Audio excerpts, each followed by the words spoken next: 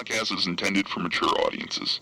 The views and opinions expressed are those of the panelists and do not reflect in any way those of the podcast partners, sponsors, or affiliates. Enjoy. Hi, this is Michael Buffer, and you're listening to the Voice of the People. Let's get ready for Boxing Voice. Hey, Daddy, this is Dollar Beat. BoxingVoice.com. No matter what nobody say, man, spirit, can't nobody fuck with me, man. You know, I can't be fucked with, you know.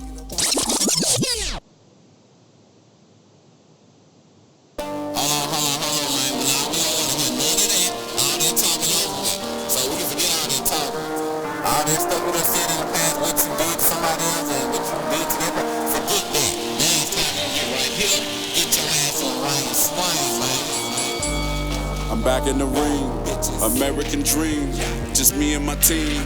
The Florida boys, shout out to King. Another money grab with the Wu-Tang cream, Ortiz with the flow, as King got mean. From a small town called Fresh off a bitch niggas ass niggas ever think of calling out me. Okay, my lid's low, but then lid's low. You know it started out piss po. Nothing like yo kin folks. Fuck Nike, I do it like this. I got all the belts, young Klitschko. If you want smoke, flame on. The only problem with that, Holmes, you got a glass jaw and I'm Roy Jones. Speak on my name, let me find out. Border wars blow your lights out. Mano a mano, we grind out. Throw in the towel, no calling the time. Flipping niggas call over, I'm the new Earl Spence. Top rank, die niggas still sitting on the bench. Left jab, left hook, right hook. Got a glitch, Vaseline all on me, so they blame it on the drip. I've got an unorthodox style, new for your mans. And shout out to Jimma, shout out to Francis. All of my competition touch the canvas. Most of them going home in ambulances. Beat all the odds, still taking chances. Knocking you weak ass fighters out your stances. Locate the sponsors, I need advances. Ali Boubaye, that boy dance. Yeah, ain't no more talking now. Ain't no more trainers, ain't no more promoters. Can't call yourself no champ, man. If you can't come through me, get your ass in the ring and swing, man. Niggas just over there trolling, they don't want no smoke. Better have a heart. Thinking I'm a joke, ain't shit to talk about, but your hurl is low. Get your ass in the ring, swing. Get in the ring, swing. Get in the ring, swing. Get in the ring, nigga. Get in the ring, swing. Get in the ring, swing. Get in the ring, swing. Get in the ring, nigga. What up, boys? Man, I need that. I'm a champ. I need that. I need a few others, but we'll work on that. Yeah, I told you, man. Yo, Justo, it's time to drop another track, man. Send that to me ASAP. Yo, we gotta play that. We haven't played that yet, man. Let's we gotta break find and play out. that. Nah, we gotta find out, is he a one-hit wonder, man? Cause that track getting a lot of spins, let me tell you. It just fits so perfect, you know what I'm saying? So, Justo, we need to find out, are you a one-hit wonder or not? You know what I'm saying? Come back and bring some more fire. Let us know that you can do it. I mean, and look, you ain't gotta. So I'm just saying, I wanna know out just for curiosity. Can you do it again?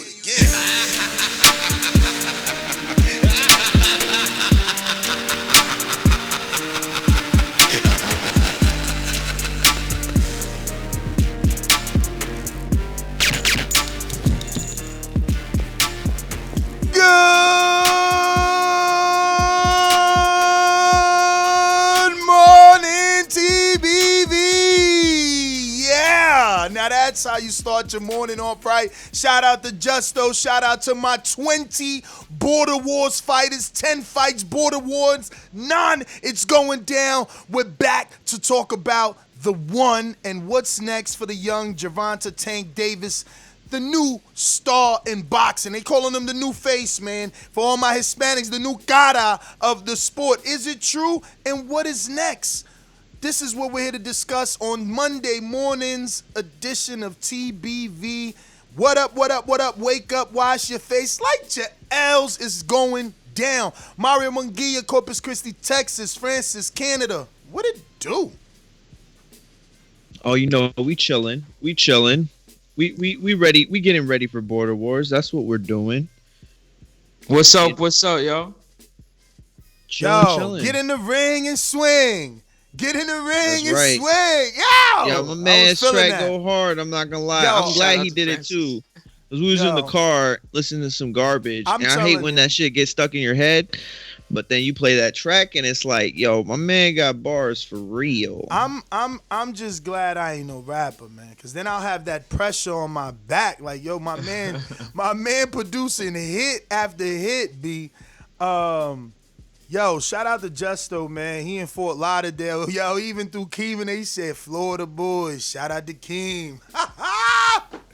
Yeah. Francis said my lid's low, like lid's low. Yo, he said, I don't know, I think he said Gemma, so maybe that's Jemmy, because he went from Gemma to King Amir. Yo, he killed it. He killed it, though. I love it, man. He killed it. He killed it. Talented community moving us in the right direction early in the morning, man. Hopefully you on your ride to work. You already at your desk, your cubicle. You cutting your grass. You running your miles. You walking around the park. You riding your cycle. Whatever you doing, you choosing to listen to TBV in the morning. Hashtag TBV podcast. Let's talk about it, man. So what we going to do here, man, Gervonta Tank Davis exploded on the scene. For anybody who didn't know who he was, he definitely made a statement Saturday night, knocking out the 4-division world champion in Leo Santa Cruz, man. Where do you want to see him go next? I'm going based off the ESPN article. They really only want him to go in 2 directions. It's a new writer, too, Mario. I don't know if you heard of him before. Maybe his name is something like Wolf. I never heard of him, but if you did, it'll be good for you to educate our listeners. That being said, Wolf is saying go the, and I'm going to have to pull up the article, but he definitely wants, like, Ryan and I don't know who else, but I think that's causing Tank to move up. Why nobody saying Joseph Diaz Jr.? That's perfect, man. You could start building that right now for September, with a crowd. Let's go. You could do that in Texas. You could do that in Vegas. Like, why nobody saying him and Virgil? Same scenario, bigger. I wouldn't say bigger because I like Joseph more. He's a 2012 Olympian. He's that Earl Spence Olympic class with Rashid Warren and Clarissa Shields and all those good pros now, Terrell Geisha. So it's like, I prefer Joseph Diaz. I think Tank gets more clout off of Diaz than he does off of a Virgil. But I guess Virgil is more Mexican because Joseph Diaz Jr. is Mexican-American. So maybe Tank could cross over to the actual country with a win over Virgil. But yeah, man, if you guys got that article pulled up, are you in agreements with the author? Would you rather see him go up, or would you rather see him do like Crawford, man? Unify and be undisputed. One of the two. You don't got to do both. Be like Jamel and be unified, you know what I mean? But that means something in the long run. Yeah, definitely. Yeah, go ahead, Mario. Go ahead. Okay, yeah, listen, I don't know. I agree with Cameron, who, by the way, he writes for boxing. I think he is new to ESPN, but he's done football for a while. Like, he's covered boxing. Like, he's a solid writer. But, I don't know if I agree with them. One of the names was Ryan Garcia that he brought up. Of course, I would love that fight. I just don't think that it's realistic. I don't think it's an actual way they'll go. So for me to like sit here and say, oh, well, I want it to be Ryan Garcia, knowing that it probably won't be Ryan Garcia, it's just setting it up for failure. So then any other name that comes at this point, you're going to be like, oh, man, well, he didn't fight Ryan Garcia. So I think those are just lofty goals. Cameron Wolf brought up the point that Floyd is saying that he wants, Davis to have 2 or 3 fights in 2021. For me, the decision is going to be, does he try to take that Cinco de Mayo date, goal, Canelo out here, we don't know what he's going to do. We don't know where he's at contractually. And so this is an opportunity for them to go in there and try to snag it. If they're going to do that, they need a Jojo Diaz. That is a big time fight. But if I had to pick, it would be, Burchett, of course. Like, that would be a big-time fight I'd want. But again, those are not realistic fights. These are not realistic fights. And I think that if you're going to fight 3 times next year, you can get that soft touch out of the way. As if you're not fighting on Cinco de Mayo, if you're going to fight in the first half of the year, like maybe like February, March, April, it could be whoever. And it could be the softest touch of the year, Fortuna type of fight, like whoever, you know what I'm saying? Somebody that's not going to be sexy, but it's going to be a good name, good, solid, decent name on your resume. And then go after a Joseph Diaz, September or whatever. Then go after a big Mexican type star, Ryan Garcia. But I don't think he needs to go back into the fire right away, honestly. Yeah, my take on it definitely is I love that Ryan Garcia fight. That Ryan Garcia fight is going to be good for the sport of boxing. It's going to rejuvenate. The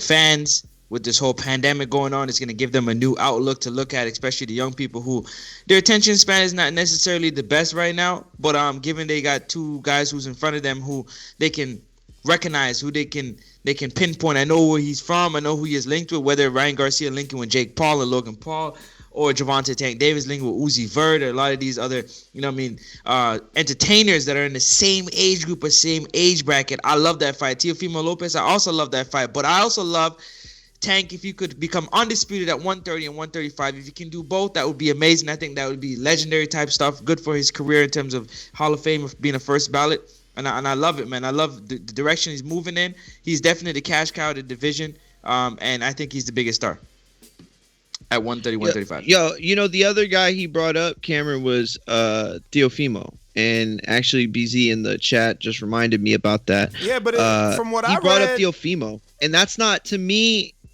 Go ahead. I'm sorry. You go ahead. I want to hear what you have to say. I was just going to say, from what I read, it sounds like he brought up Teofimo, basically letting the readers know that he won't be able to get him, that he will be busy with the winner of Josh Taylor and Ramirez. Yeah, no, he definitely made it clear that Teofimo has his hands busy himself, but that was one fight that he did say, well, that would be an awesome fight if we could get it type of scenario. And that's the thing. Like, I don't know where that fight's at in my head right now. I feel like Teofimo's closer to 140 right now than he is staying at 135, and I could be wrong. This is just me knowing the writers that are in that camp and seeing what they've been putting lately. That's the speculation, is just trying to read between the tweets. But for Tank, I don't think that's the fight that he's probably going to end up getting, or we're going to end up seeing. If the dust settles one day, Teofimo at 140, Tank at 135. They happen to be the last two standing. Of course, that's going to be a mega, mega fight to have both guys. But right now, Teofimo, like the writer said, Cameron Wolf, he's going to be trying to chase, glory at 140 between whoever unifies between Josh Taylor and Ramirez. And Top Rank has that fight well within their grasp. So I don't think they dropped the ball on that. For Tank, he needs to just go back to the drawing board. We for 3 fights in a year, that's something that Floyd didn't even really do anymore. You know what I'm saying? Like towards the end. And so for Tank to have that, he can have a soft touch. There's nothing wrong with that. Speaking of soft touches and what, Tank is going to get and what Floyd did, Floyd said, who's Davis's promoter, that he plans for Davis to fight 2 or 3 times in 2021. And, I want to ask you guys, do you think those will be 3 big fights, or you think at least one of those will be a big name? Yeah, of course one of them's going to be a big name. It's got to be a big name. You cannot allow the momentum that you have now to go more than a year without grabbing major headlines. He's got to put another big-time name on his resume. He's got to get a scalp that is going to get the attention of, the world like he did this weekend. That's what we saw. We saw him come out, make a big time performance against a name that has been in the, boxing world for 5-6 years at the top of his game, and so he's got to do it again. And I think he will. They're going to try to get one of those Mexican dates. I'm telling you, they're going to try to put him on Cinco de Mayo. They're going to try to put him on Mexico Independence Day, and they're going to try to do it against a big time name. It would be best if that person was Hispanic or Latin or some sort of, Hispanic type of name, surname that people would resonate with, but it doesn't matter. As long as it's somebody that we know, they're going to have a big time event again. I wouldn't be surprised for him to do a pay-per-view on one of those days again next year. Yeah, definitely. For me, 3 fights, definitely doable in 2021. One of those definitely have to be a big name. Now, the big name that they might look at might not be a name that everybody considers to be a big name. So that's going to be part of the issue, because I think one of the big names that they're looking at, who is not necessarily a big name right now, was Ryan Garcia.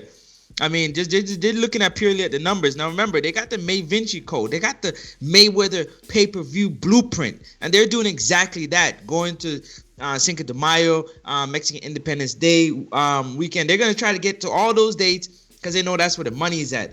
They're going to try to beat Canelo to it, try to overtake his spot as being, the big cash cow of boxing. by stepping into those dates and trying to, you know what I'm saying, dragging all the crowd. So definitely 2 fights for sure, but 3 definitely in the name. I can't see a bigger name at 130, 135. Somebody can tell me who's a bigger name? Who's that big name that Tank can have at 130 and 135? I mean, we said it. Joseph Diaz, Miguel I don't think, Bertel. but Joseph just beat a Tevin Farmer who Tank said that he would walk all over. And that's great. That's great. But thank you for reminding me that he beat Tevin Farmer, who had 3-4 years of a back and forth feud with Tank, who people thought Tank was ducking. People also thought he would knock out and Tank would knock him out. But now Joseph has that. Like, I beat the dude that wanted to fight you. I took his belt. Let's get this fight. Plus, follow the May Vinci code. Follow the blueprint, the money print, as Mayweather likes to say. You think Robert Guerrero was somebody? What was his biggest name before he fought Floyd? Berto, and that was a great win. But before he got to Berto, he was like a featherweight, fighting dudes that, it's hard for me to remember. I think he fought Salido maybe. Katsides, right. He fought like Katsides. Like, at the lower weights, he wasn't doing nothing. When he moved up the welterweight, he fought the Turkish Jew, Selçuk Aydin, who Victor Postal made his name off of. And then he fought Berto. And then he got his Mayweather shot. Then he fought, Thurman after the loss. So, yeah, man. He had a lot of Mexican recognition, fighting the Jason Litzows and the Martin Henarios of the world. He did fight Salido. Like, these are all names that resonated with the Azteca, Telemundo, Univision type of crowd, and he had that clout going in there with Floyd. You know what I'm saying? Like, yes, was he, did he build himself up to look like a credible threat? No, but at the time, it did feel like he was catching him with some momentum. You know what I mean? There was some momentum heading into the fight, and he had that. He created the momentum. He started calling himself a 4-time champ, 4-division champ. He moved up to welterweight. He started calling out welterweights. He built himself into that, but what I'm trying to say is that he wasn't a big Mexican name. Nobody was doing holiday fight cards around him. He wasn't a mainstream HBO or even Showtime guy who was barely doing big boxing like that, till Espinoza went over there. So, not to say they didn't have big fights. I'm just saying they weren't as consistent as they are now. Espinoza went over there and really turned up the boxing department and got a bigger budget. That being said, I'm just trying to say that Floyd has always been on the opposite side of a Mexican or a Latino. It's very easy. He told you, follow the green print. You want to make money? You want to get to the top? This is what you do. Cross from you should be a Latino. Word. No, you're absolutely right. You're absolutely right. When the time is right, you fight your Shane Mosley of the world, Devin Haney. But Ryan, Teofimo, Joseph Diaz, in that order. But the problem with the 130, though, is that every great fight that we can think of, it's like it's got somebody else attached to it. Burchett's got top rank, Joseph Diaz, even Rene Alvarado. Hey, Mario, let me ask you a question. Who's a bigger name, Jojo Diaz or Ryan Garcia? I mean, it's tough. Listen, you know what I'm saying? Like, I don't know how tough it is. I don't know how tough it is. Listen, you going based off social media. You ain't going off viewership. My man, hold on. My man ain't never been on Showtime, HBO. He never been on ESPN. Like, where's his numbers? You keep saying this dude's a star, and you trying to say that he's bigger than a world champion who went to the Olympics, who has that world pedigree in the amateurs. Who showed us? I think it's tough to say. Yo, at least Joseph Diaz, and I get you wrapped up in the numbers, but I'm not going to do that as a true boxing fan. I'm not going to say that he's bigger than Joseph Diaz when he ain't done shit. I'm still waiting to see, can he beat Campbell? Is that guaranteed? Well, it's so funny you say that. I'm glad you used that choice of words. You say that I'm not going to be a true boxing fan.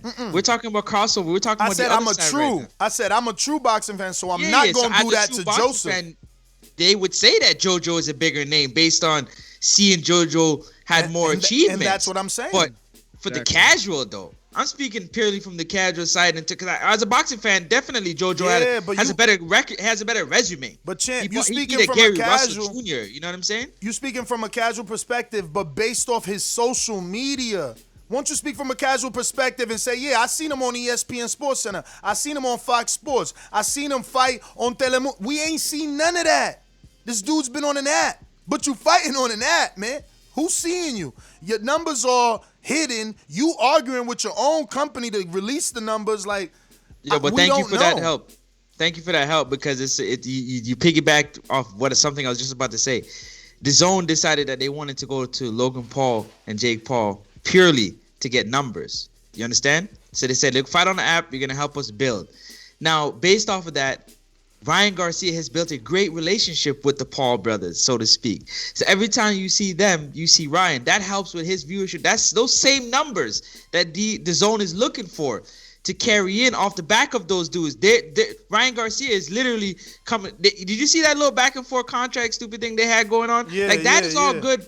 That is all good to get eyeballs onto. Oh, that's Ryan Garcia. Oh, so now Logan Paul's 20 million fans. You know, what I mean, hopefully, if you get 1% of them. Hopefully. All this is theory, champ. All this is a nice, fancy theory, a hypothetical but that's what they conversation. Had for Gervonta. That's what Mayweather promotion had for Gervonta. No, they don't. No, they don't. Yeah. That's a lie. That's a lie. That's a lie. That's a lie. That's a big, bold-faced lie. You wilding right now.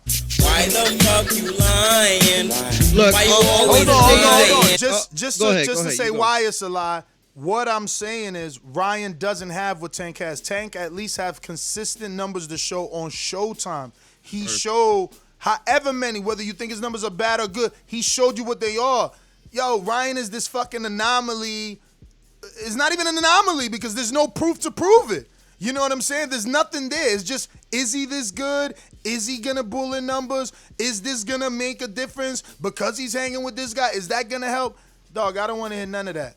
I don't want to hear none of that. The bottom line is Ryan Garcia, and this is no hate or anything, and I'm not saying this that won't translate one day, but Jojo Diaz has boxing fans, right? Ryan Garcia has fans who occasionally watch boxing. Like there's a complete separation between that. You know what I'm saying? And so for Joseph Diaz to get that fight, I mean, look, here's the thing. Like, just ask yourself and be real about it for a second. Tank loses the fight, and I tell you that Ryan Garcia won.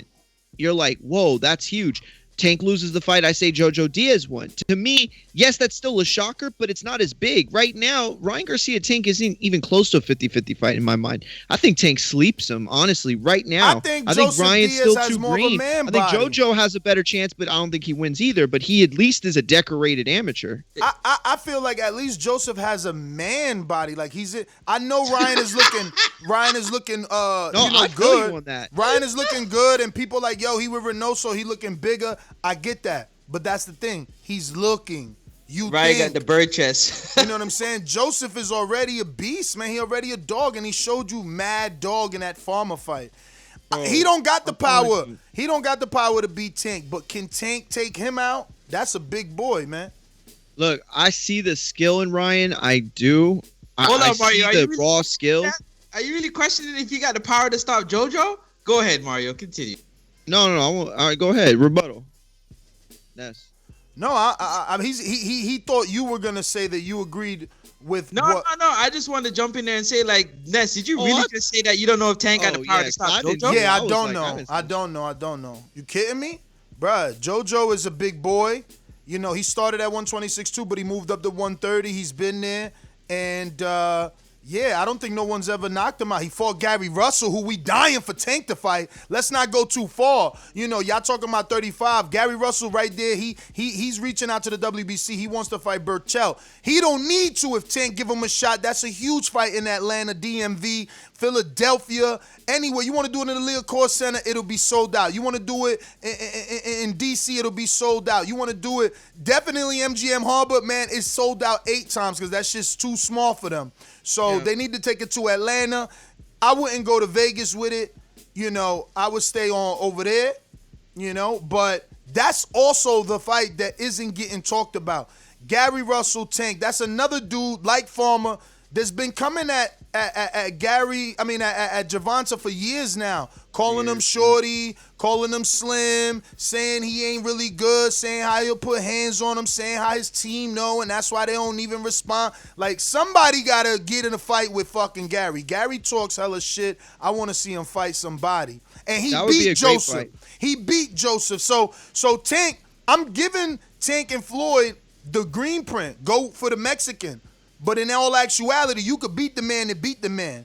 You know what I'm saying? You don't gotta beat Joseph because he beat Tevin, because you could beat Gary because he beat Joseph, who beat Tevin. You feel me? Well, it would be great if he did like a Gary and then like a softer touch in the middle and then finished out the September date with JoJo. Because look, that's the other thing here. Okay. This is our job, is to talk about the fights, right? Our job is to also showcase what they mean. We can't brush over the idea that Tank could or could not stop a Jojo Diaz or Leo Santa Cruz. That's what makes it even more impressive later on. To say that Leo's never been down. The one time he was down, the referee made a mistake and came out later and apologized. Like, that's a big time knockout. That's what you have to talk about. That's the part you have to highlight, is that, yes, it is a degree of uncertainty heading into the fight. Does he stop JoJo? Because those are the benchmarks that we set. And then when he gets those big time knockouts, that's what shocks us. That's what makes us go, whoa, this guy is a star in the ring. He performs like a star, like Michael Jordan did when the game was on the line. That's what this kid does. And to do it against JoJo would be a huge feat. Real quick, we got some super chat. Go ahead. Nah, go ahead. Do the super chat. This is going to take a minute, so you go first. Now, I'm just going to say, like, you know what I mean? You just put Michael Jordan and Star in the same category. You can't do that, man. You can't do that. You just said that he performing like a star like Michael Jordan. Michael Jordan's a superstar, man. Tank Davis is a superstar. Tank do what he want right now. Yeah, but we're talking Tank is in the driving seat. We're talking performance. We're not talking about performed outside, like a superstar. He didn't Space perform Jam. like a star. We're not talking about Nike shoes. You think that Tank performed? There's like a difference between. Oh, that's what I'm saying. And Michael Jordan performed like a superstar. Game 6 flew. My man. Every championship he won, he put the game on his back. And that's what Tank did on Saturday night. He put that fight on his back. He made it competitive in every sense of the word. He allowed the fans to even for a moment consider that, oh, maybe this guy wasn't too small. Maybe this guy is going to push him back. And then, pop, lights out. That is a star performance at the highest level in this sport. Okay, so we're agreeing. We're just talking semantics at this particular point, exactly. right? Because semantics. when people saying that a star is born, and Tank was already a star to me. To me, he's a superstar now. Like that's that because you got stars and then you got superstars. There's levels to it. You know what I'm saying? Word. Just like you got contenders and you got prospects, right? Then you got budding stars, right? And then you got rising stars, and then you got stars. Right? And then you got a rising superstar, and then you got a full-blown superstar. And to me, right now, Gervonta is a full-blown superstar in my particular opinion. That's just my... Listen, and in my particular opinion, I think that he has both connections in the sense that what Adrian Broner didn't have, and what he did have was, oh, look at this guy. Oh, man, he could be a superstar. Listen to the way he talk. Can, man? Give me my brush? Oh, my God, these are superstar qualities that you see. But he never had the superstar ability to take it to the highest level where you thought, well, this guy's going to run through a division or this guy's going to be the unified champion. That was never really in the cards. When you look at a Tank Davis, you see those superstar qualities that you refer to outside of the ring, but I see those superstar qualities inside the ring. I think this kid is going to be something that we're going to talk about for decades to come. I just need to ask Francis, what has changed for you since Saturday night that you're saying he's went from star to superstar? We don't have any numbers. All he did was the performance. So is that what it is for you? Like the way? Yep. I wanted to see the performance against a 4-division world champion who could have been 5-division world champions. Only a few people in boxing that got that type of that much divisions in terms of winning. And Leo Santa Cruz is a name, man. He's had star performances, and he showed that he's a star outside the ring, and he's starting to show inside the ring that he's a star going to superstar level. Now people say you don't know what a superstar is. A superstar is somebody that makes top 10 Sports Center, man. That's a buzz. That's a superstar. When you fight and only regular boxing fans talking about it, you a star. But superstar is when you crossing over. I It's don't when you know, got man. people that don't got nothing to do with boxing. My that's talking about definition it. of They might superstar not is a even little see the fight. different. My definition is a little different. A superstar is someone that could get noticed in the street, walking in the street. You know, Michael Jordan walks down the street, you know who he is. Drake walks down the street, people's pulling over like, oh shit, that's Drake, and they're gonna fucking record him. And that's not for Tank? Not yet. No, hell no, not yet. I highly Not even doubt close. that is. That's the thing. Listen, I highly doubt that's the I case. see Tank the walking on the quality. street right now. No, They no, just be like, listen. yo, is that Tank? Is that little Listen, Tank? I'm not gonna I don't hate. know, I'm not gonna man. hate because I Maybe- see those qualities maybe in in him. I DC. do. Inside the ring, outside the ring, I see him, but he's not there yet, homeboy. Listen, I'm telling you, maybe if I don't even want to say that, but listen, it's just he's not there. It's not there yet. He's not a crossover star. You can't put him in the same, breath with a Floyd Mayweather or an Oscar De La Hoya. He's just not there yet, and he's still young. Like he doesn't have to be. And this is why I say it for the older boxing fans that's over 30 and up. They might not really know, but I'm talking about these young fellas coming up. Their kids are gonna tell them who the hell Tank is. How about that?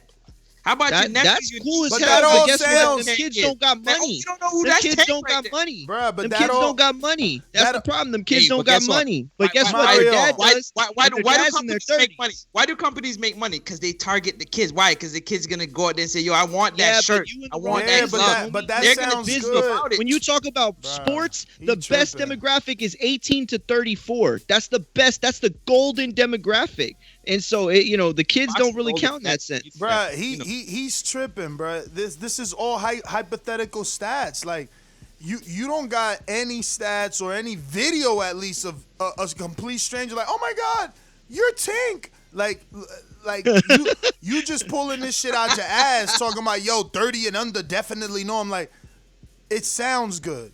But it's all theory, man. It's all hypothetical, and he gotta prove it. He gotta prove it. Until those numbers come out, we don't know. I want him to be the next one, so we got something to talk about.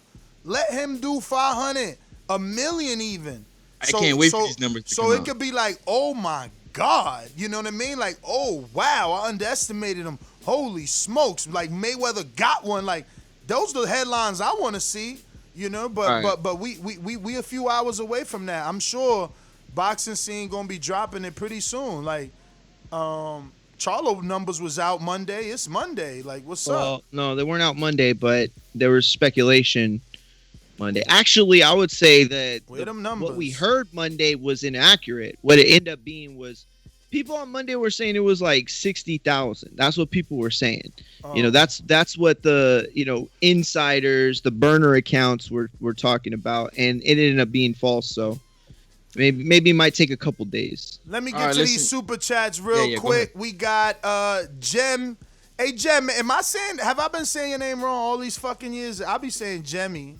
And Jam. And my man Justo said Jam, right? What did he say? Gemma? Gemma. I think he said Jam. Gemma. So, but anyway, Jemmy, he says, play that song again. Justo music, fire. Then we got Big Supermax says, damn, Doomy took the T.O. win and retired from TBV. That's funny.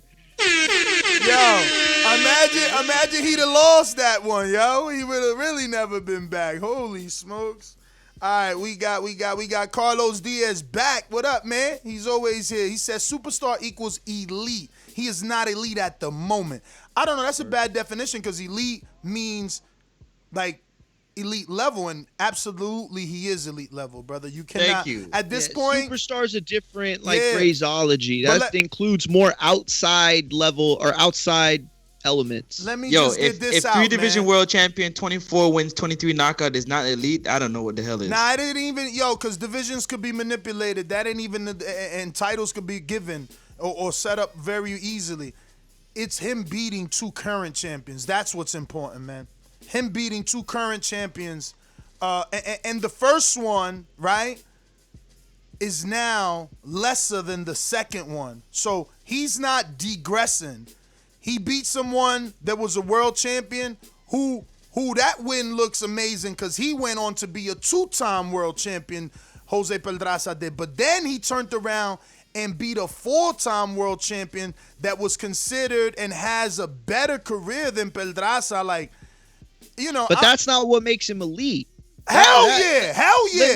No. Hell yeah. Listen no, to me. wait, let me listen to finish. real quick. Let me finish. Brother, all I'm He's saying is that knocking them out, bro. Yes, that's what I was trying to say. He's knocking those guys out, man. Is what makes him elite. Exactly. That's the point. Man. That was the only point I was trying to get across. Yo, listen, how many times do Earl Spence and Sean Porter fight and don't be a knockout? Danny, don't be a knockout. My man going in there. That's a little different, but no, okay. It ain't different. Danny fought Thurman and Porter, no knockouts. Earl fought Mikey and Sean, no knockouts. This dude fighting champions that we know, not no champion, champion that we didn't know, not no champion with a vacated belt. Nah, my man right here knocking out dudes, man. I'm like, niggas. Listen, I'm not on the Francis superstar tip because I need numbers for that, but I'm definitely sold. I'm sold, and I'm sold because I see the intelligence. When it depends on the fighter, and that's why you seen him take some shots because he's like, I'm gonna take one to land one. Don't worry about it. I got this. And when we was watching it live and he turned to his corner and said, I got this, I'm like, man, this dude bugging. He getting hit with shots. But he really had this, and he showed us that. And one punching dudes on this level, man, you crazy as hell, man. Ain't nobody doing that shit. Nobody. Who the fuck doing that? That's Wilder's type shit, Wilder was doing that, and that's it. This dude is yo, he out here. He crushed Leo, man. He crushed. No, and again, it was a big time night because you delivered there. I know I'm long-winded, but we got to remember, my man had 2 fights with Abner and 2 fights with Frampton. And they They never looked like this, man. My man crushed him. Word. No, absolutely. And that was the thing, too, for me, getting to watch it with the fam this weekend. Like, that was the first time I think I ever heard, my dad, my uncles actually repeat, Gervonta's name. Like, anytime they had heard his name before, it was like a brush off to them. You know what I'm saying? Like, they don't fuck around with boxing like that anymore. You know what I mean? So it's like, it's not the big names they recognize, but to hear them call back, and then even later the next day to call back because that performance was so big time. He captured the imaginations of a lot of fans that probably didn't even know who he was, that love boxing, that only come around the sport every once in a while. We call them casuals, but he got the heart and soul, I think, of a lot of fans this weekend, for real. Yo, my boy Ohio runs boxing. He already think Big Baby, the real Big Baby, could take out Usyk. I know that's a far stretch, but man, that boy gonna be something. He gonna be something, man. Well, picking up from the super chats, we about to get real quick. We about to get Alex Rivera on, and maybe Rashidi Ellis. Coach Alex Rivera is the coach of Rashidi Ellis. You know they had a big fight this weekend versus Alex Rocha. So keep your eyes on the call, guys, as he's gonna be jumping on. And Mario, you say you got some super chats? Yeah, pick and pop with the thumbs up emoji. Really cool little animation. I don't know how he did that. That's dope. Brandon Maurice comes back and says, I just asked my son if he knew who Tank Davis was. He said no. I asked him what boxers he knew. He said Mike Tyson, Wilder, Fury, Broner, and of course Bud. Yo, shout out to your son. Yeah, I mean, you showed me the picture of that poster you bought of Bud for him that you got above the ceiling. When he lays down, he got to see it every freaking night. So he's like, Dad, I don't want that. I don't care what you want. Yeah. Real Dude Uprising says Tank is a rising star. Superstar status will come depending on his next 3 to 4 fights and a KO results. That's gonna put him there. Yeah, definitely agree. Carlos Diaz comes back, says, so you're saying Wilder is elite? Nah, fam. I don't know what you mean by that. Wilder's elite because he knocked out. Hell yeah, he knocked out fucking. He knocked out Brazil in 1 round where Joshua took 7, and he knocked out Luis Ortiz twice where no one wants to fight him, and the people that have lost to him. Bro, listen, if you can't admit that Wilder, Fury, and AJ are elite, then that's just your own bias. I don't got a bias, man. I could call them all elite. There's haters, bro, and they love to hate on Wilder. That's all this is about. Yo, really? Right quick before we get Coach on here, man, and hopefully maybe a surprise guest and victorious winner, Rashidi Ellis. We're going to get a quick public service announcement. You got to hear from me, Francis. We got over 400 watching and listening right now from wherever you are around the world, and we appreciate you. But unfortunately, we only have 91 thumbs up. We're trying to get to a round number of 150. thumbs up. And while you're at it, go ahead and smash the subscribe button because it doesn't cost you anything and it does help the show grow. Also, want to shout out Border Wars 9, December 5th in Texas. You don't want to miss it. Sign up if you can. Go ahead and check it out. If you don't know about it, ask about it, and we will definitely tell you about it. We're going to run on some of the sponsors that are sponsoring this wonderful event, December 5th, Border Wars 9 in Texas. Stand up, Texas, stand up. We got Holt.boxing.gloves. Is going to be, that's Kendall Holt, is going to be sponsoring the event. That correct, Ness?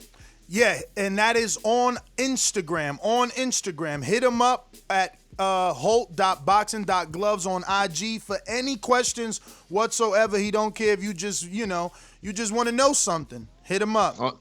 Awesome. Now you got protect yourself at all times. Adrian Clark is going to be supporting Everlast is going to be supporting the event.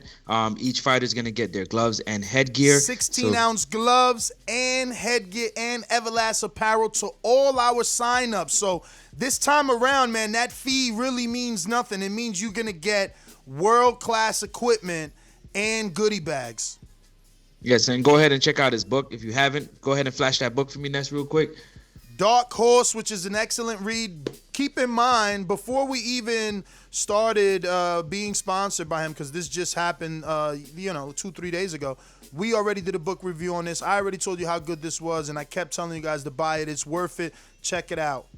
Also, you got Luis Rivera, Coach Luis Rivera, Undisputed Boxing. It's going to be in the building. Definitely help us set him up. Check him out on IG or check him out UndisputedBoxingGear.com. That one's really good. Before we get Coach on, we also got Big Rig. Let me pull it up real quick. Big Rig Trucking Insurance Agency. You know what I'm saying? Go ahead and check it out. We are transporting agencies specializing in commercial trucking insurance and transportation insurance coverages. We offer protection for you and your commercial trucking and transportation needs, including auto liability and non-trucking liability, general liability, motor truck cargo, and physical damage trailer interchange. Go ahead and check them out at Big Rig Trucking Insurance Agency. Also, longtime sponsor El Camino in the building. Thank you very much for your support, your continued support, and that's all I got. Be sure to hit the subscribe button. We got don't forget special guest in the building.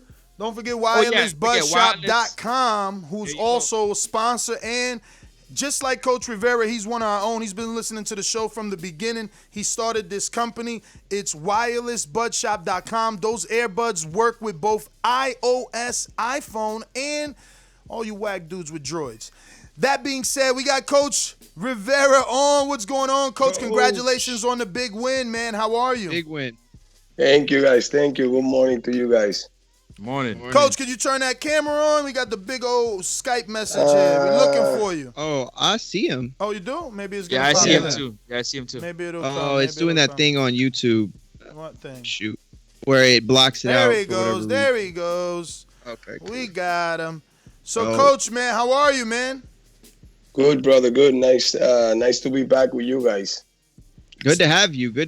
Glad that you came on. Definitely have a lot of questions. It was a good fight, competitive, very fun to watch, very entertaining for me. I loved it. But yeah, man, how'd everything go the night of? Everything was good, man. Like you guys know, we were training for a while for different opponents, different dates. So it was a good training camp, long training camp. We knew Alexis Rocha was going to bring a tough fight. The kid can fight. The kid can punch. According to what Rashidi told me, he said, this guy can punch, bro. It looked like it. It looked like it. But we were ready, man. We were ready. A little bit weird with all this COVID-19 situation, you know. We felt like we were in jail for a little while, bro. We couldn't go nowhere. We were locked up in the room. But we got the job done. It was a good fight. The company was very happy with the results.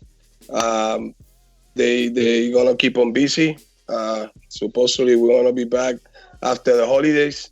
You gotta remember he was to be exact, 11 months of a layoff to get into a fight like that. So he did pretty good to me, you know. Go ahead now. Coach, you sound disappointed, Coach. You coming on, your energy sounds like you almost deflated. What happened? Are you expecting were you expecting, I guess, a different response from the public? Is it that has you down? Like, you viewed the fight a certain way, and are you hearing something different? Your energy don't sound like you're excited to be coming off a win. No, I am, bro. I am. I became a fan that night, bro. I sat in my chair and I watched the fight from the corner. I watched it last night. It was great. It was a good fight. I loved it. I think I'm just tired, a little bit tired still from the trip and stuff. Yeah, I can imagine. But listen, let me get on the talk you guys have. I'm sorry that I interrupt. You guys were talking about Tank, yes, being a superstar or being elite, or I wanted to get into it a little bit with you guys because he is a great fighter, hands down. You gotta give him props for the knockout, because if you fight 10 bombs and you don't knock them out, then either you don't have power or you don't know how to set up your game and stuff like that. But we always have to remember and don't forget this. Don't fall into the pageantry of the fight and the knockout. He fought a small guy. But by small guy, you mean one division below. That's nothing. But we all remember one thing: Tank has problems making his own weight class. Tank is a big dude. Yeah, but that's the thing. He made the 130 though. As long as you make the weight. Listen, if Rashidi could stay there all his life, this just started in the last 7 years. All this jumping weight classes, it wasn't as consistent as it is now. Now everybody wants to move up and be a 4-division champ. But gone are the days of Ponce de Leon staying at 26 all his career, basically. You know what I mean? You don't have to move up if you can make the weight.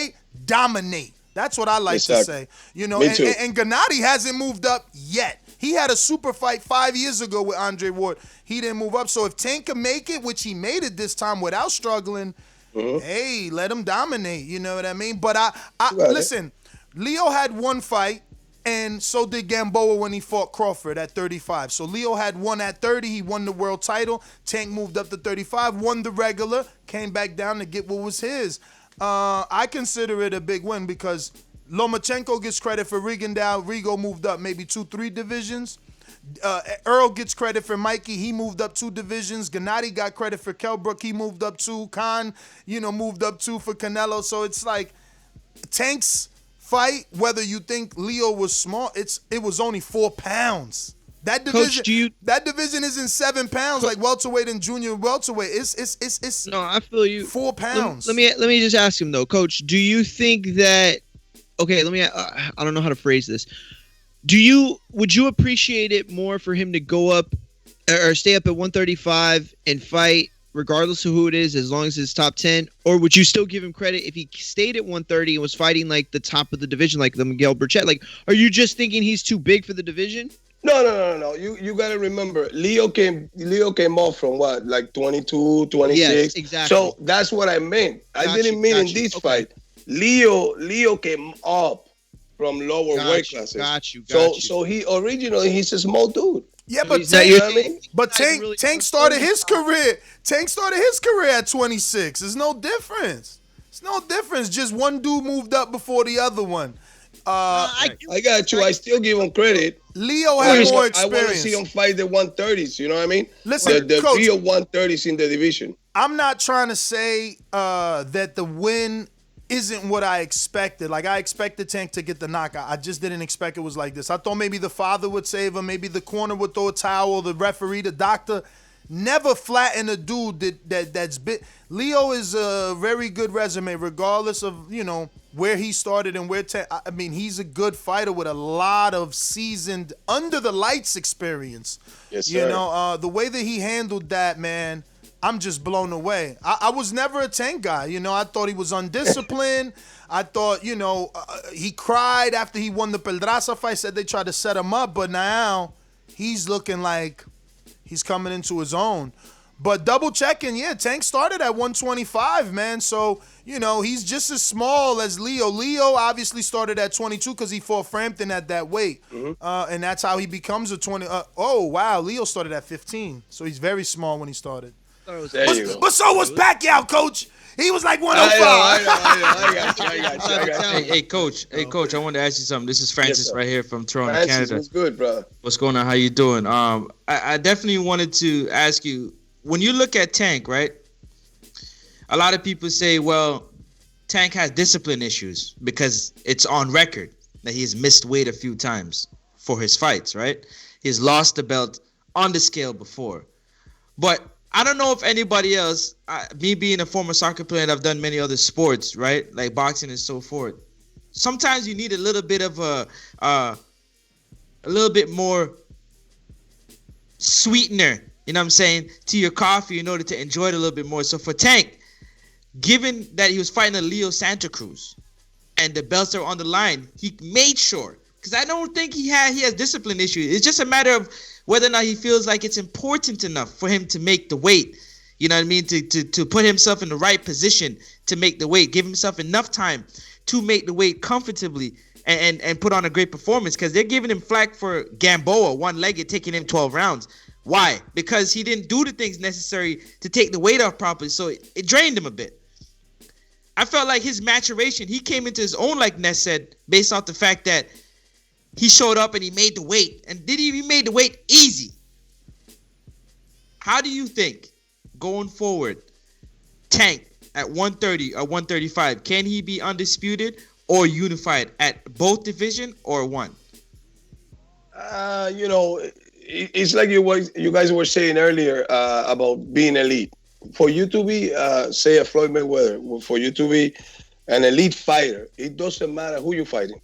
You got to show up 100% all the time, and that way you jump the hurdles of not making weight, of not stopping a one-legged Gamboa. You know what I mean? So this is what I was saying. Can you really call him elite when he's not acting like one? An elite fighter doesn't miss weight. An elite by no reasons. You know what I mean? An elite fighter shows up, makes the weight, makes it right, rehydrate the next day, and he wins his fights comfortable. I agree with you. Hold on, Mario. Hold on 1 second, Mario. I agree with you. The reason why I say that, now Leo messed up. Leo should have fought him at 35, because at 30 he was in the best shape he's been in probably in a very long time. And in terms of being sharp, like, he was sharp. The punches, he realized that he was absorbing from Leo being in such a good shape that it wasn't affecting him. Like Ned said, he told his corner, I got it. Don't worry about him hitting me. I'm about to hit him with thunder right now and turn his lights out. And that's exactly what he did. And that, to me, is what is elite. 24 wins, 23 knockouts. And he's getting better. He's knocking out better competitions with one-punch knockouts. That is elite, man. I feel you. But I hear where the coach is coming from too. At the end of the day, I mean, that's a really good point. It's like, from this point forward, does he stay this elite? Does he draw back to the weight problems and the issues and stuff like that? That's what's going to make him elite. I get that, but listen, I want to talk about Rashidi. I really do. I said this on the show last night. I don't know if you got to hear it or not. I think Coach Mitty also said it too. I felt like at the end of the fight's over, Coach, Rashidi still had a lot in the tank. Like, I feel like he wasn't gassed, really. I feel like he was throwing just as hard as he was in the earlier rounds. Like, did he leave something in the ring that night, do you think? Do you think he held back a little bit, maybe because the fight didn't go like he thought it was going to go early on? Or what do you think? No, he seemed like he could go another 10 rounds. Yeah, I tell you one thing, man. He was in great shape. This kid, gas tank is unlimited. We did what we wanted to do. It was a few rounds there that I thought we dropped in the middle, and I told them right away that I thought we lost those rounds. He did what he wanted to do. I want him to poke him and just keep him at a distance. Rashidi had like a 76-inch reach. And Rocha was 70. So Rocha looks taller, but still he wasn't getting to Rashidi because of that distance. Rashidi's great at implying a good distance, throwing punches and hitting at the end of the punches. We did what we wanted to do, which was, we knew what he was going to do. He was going to try to come and land that right hook. That's all he had. They didn't have plan B. We had plan A and B, If you notice in the 12th round, Rashidi actually started pushing him back a little bit and finish the round strong. Our only problem and our only mental issue through the whole fight was having a close fight and not getting the decision. You saw what happened to Solomon. I think one of those judges had it 100-90 on a fight that a lot of people think Solomon won. That was crazy. So that was our only thing, you know. And Rashidi was in shape. He did hit him. Rocha hit Rashidi with some good shots, and I was glad, you know, because you know when you have a car and you haven't test drive the car, you don't know what you're getting. I was glad Rashidi went through the fire a little bit. He can take a punch. I saw it that night. Yes, absolutely. Rocha can punch. He punched him through the head. He punched him through the body. He gave him a few low blows. He hit him in the hip. He's limping a little bit from that hip, but he sucked it up and he did his thing. You know, he fought him in close for a few seconds, which I didn't like, but he did good. So, you know, overall, I'm good, man. I'm good with the performance. How did he respond when you said, "Oh, I'm so sorry, Francis. Go ahead." Sorry. Go ahead. I'll ask afterwards. No, just to piggyback off of what you were saying, because that was a great question, Mario. I just wanted to highlight it a little bit more.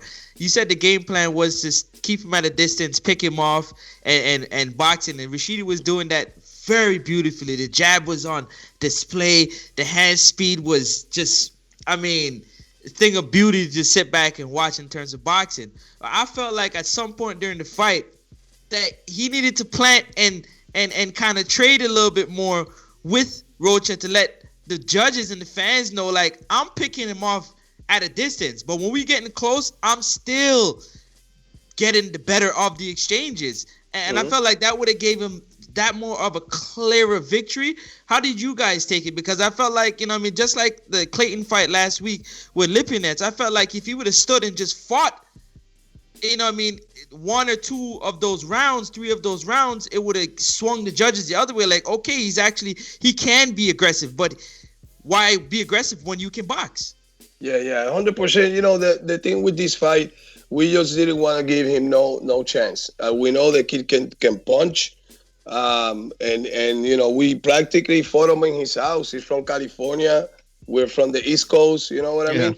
So I was good with staying outside, picking them apart. Once in a while, like I said, he stayed in because he likes to counter. But I was good with what we did. You know, I just didn't want to give Alexis Rocha any opportunities to pull a Tank Davis punch. You know what I mean? Word. No, I understand that fully. I think going real quick back to what you said earlier, you had said that Rashidi got back to the corner at one point, and you had told him that, hey, you know, we lost that round or we lost those last couple rounds, whatever. How did he respond in your mind as a coach mentally when you said that? Did you get what you wanted out of him at that point? 100%. I got what I wanted, and then I remember telling him in the 9th round that we have 4 rounds to go, and I like to show him the rounds and the numbers, you know, so he can see.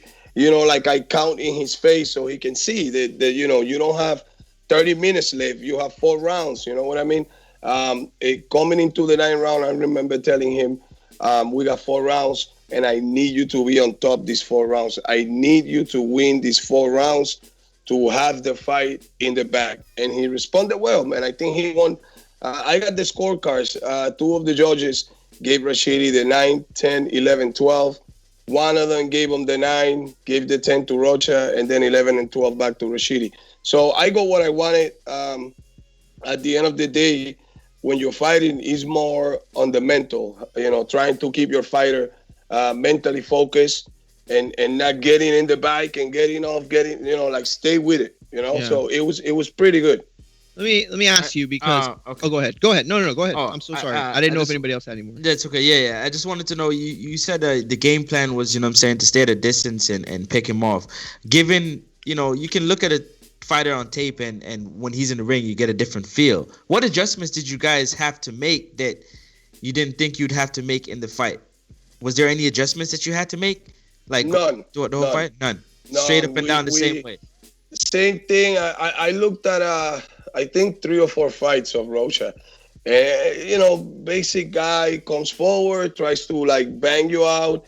No angles, just straightforward. Barely moves his head, and that's what we got. I was glad because exactly what we trained for. That's what we got. So I didn't have to go to plan B, C. We stuck with what we were supposed to do, and it worked. And then Rashidi had incredible sparring. We did I think 2 or 3 times. We did 12 rounds with Demetrius Andre. You know what I mean? The guy's like 6'2". Wow. We sparred with him. How did that go? Oh, it's beautiful to watch, man. That would have been nice to see. They're good, two good guys trying to act like they're bad guys, and they talk crap to each other and joke around in between the rounds. Sometimes they don't even take a break; they just skip the break and keep going. Demetrius Andre is a good person, bro. Not only a good fighter when you know him personally, great, bro. Humble, giving Rashidi a million pointers and just helping us out. So we had great sparring. Then we sparred with Mark DeLuca, another guy from here, from the East Coast, tough guy. So I had the perfect sparring. I have Mark DeLuca that is very similar to Rocha, and then I had Demetrius Andre to touch a little bit on the brain side to keep polishing that boxing, that technical boxing. So yeah, man, we knew, Rashidi told everybody that Rocha wasn't at his level, and I think I'm sure we show everybody that it was a totally different level in that fight when it comes to Rashidi and Rocha. He couldn't adjust. He kept doing the same thing. Rashidi moved left, Rashidi moved right. He used the right hand. He used the left. He threw to the body. I mean, it was just different levels. No disrespect to Rocha. A great fighter, but Rashidi kept telling everybody, like, he's not at my level. He's not at my level. Yeah, as a coach, right? I wanted to ask you. Sorry, Ness, you want to go ahead? As a coach, lost my train of thought. Anyways, I was going to say, go ahead. I'll jump in then. So, Coach, I mean, look, people kind of want to know, right? Like, Rashidi kind of talked a big game in the sense that he wanted the Crawfords and the Spencers of the world, but then, it just doesn't look like he might be ready based off this Rocha fight.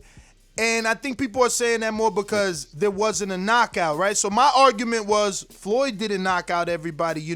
This isn't the heavyweight division where you're supposed to get a knockout.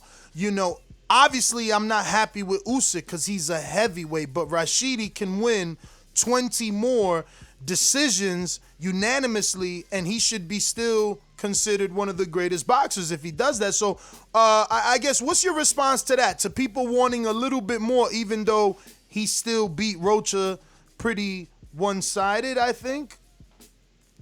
Yeah, I'm with you, bro. I heard you earlier. You said, I was one of those guys watching Errol Spence versus Garcia, and when the fight was over, I was a little bit empty because I said, Spence didn't even drop him once.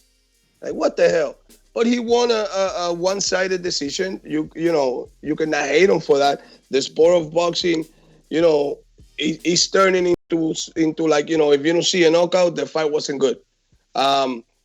Spence just beat the crap out of an elite fighter multiple times, world champion, and he did it easy. He didn't even break sweat. You know what I mean?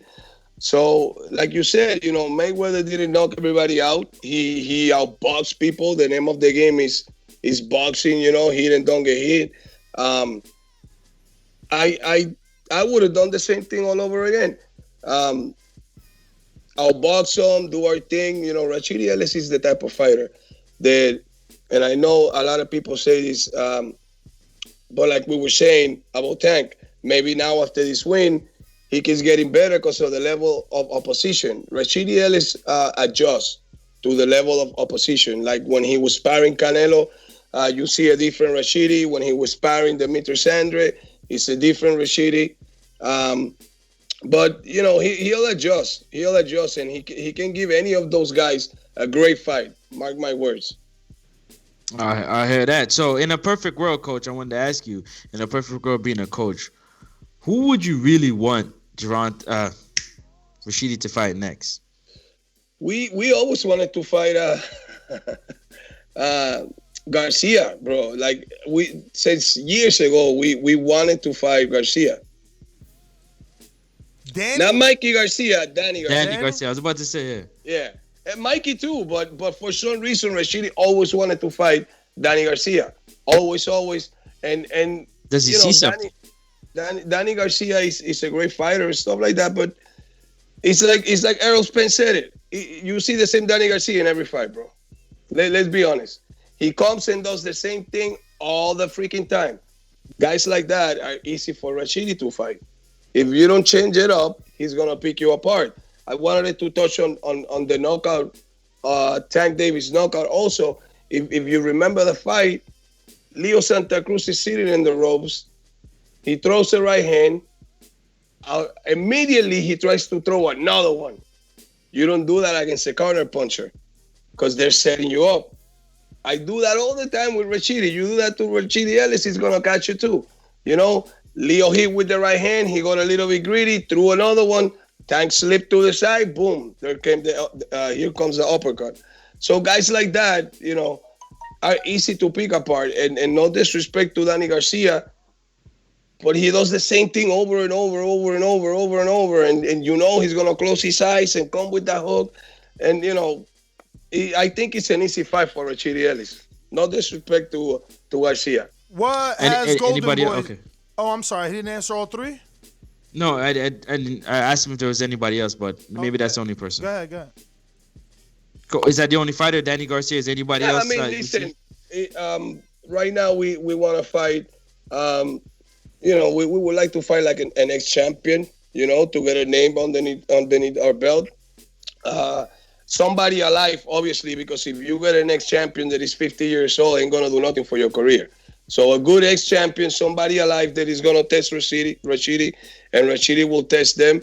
And then after that, you know, let's try to get a world title, man. Like I said, that's everybody's goal when they turn professional, you know what I mean? You get that world title, and then you got to show the world that you belong there with those guys. What former world champion? Come on, man. Closed mouth doesn't get fed. And I'm finding it hard to find a world champion that is doable on your side of the street, right? Like, who's a former world champion that you can get it in there with on Golden Boy? Even Matchroom, right? I mean, because that's the zone. It's a few, you know. We were looking at Kilbrook, but obviously he's fighting Terence Crawford. But you got Amir Khan. That's a good fight right there. Two fast guys. You think Amir Khan comes back for Rashidi? You know, it seems like he's on this picking his fights thing. Like, I mean, he fought Billy Dib, but that was like for $7-9 million.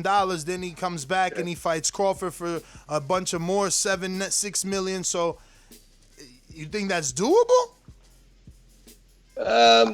It's approachable. I don't know if it's doable. You know how boxing is, and you're 100%. Rashidi Ellis is in a position in his career that is terrible for any fighter. High risk, low reward. So a lot of guys are gonna say no if the money's not there because, you know, obviously Rashidi is not an easy fighter to deal with, and if they're not getting paid, you know, I understand. But yeah, we could fight somebody like Amir Khan. That fight's doable if you don't want $7-9 million to fight Rashidi Ellis. And I would like to watch a fight like that, you know, two fast guys.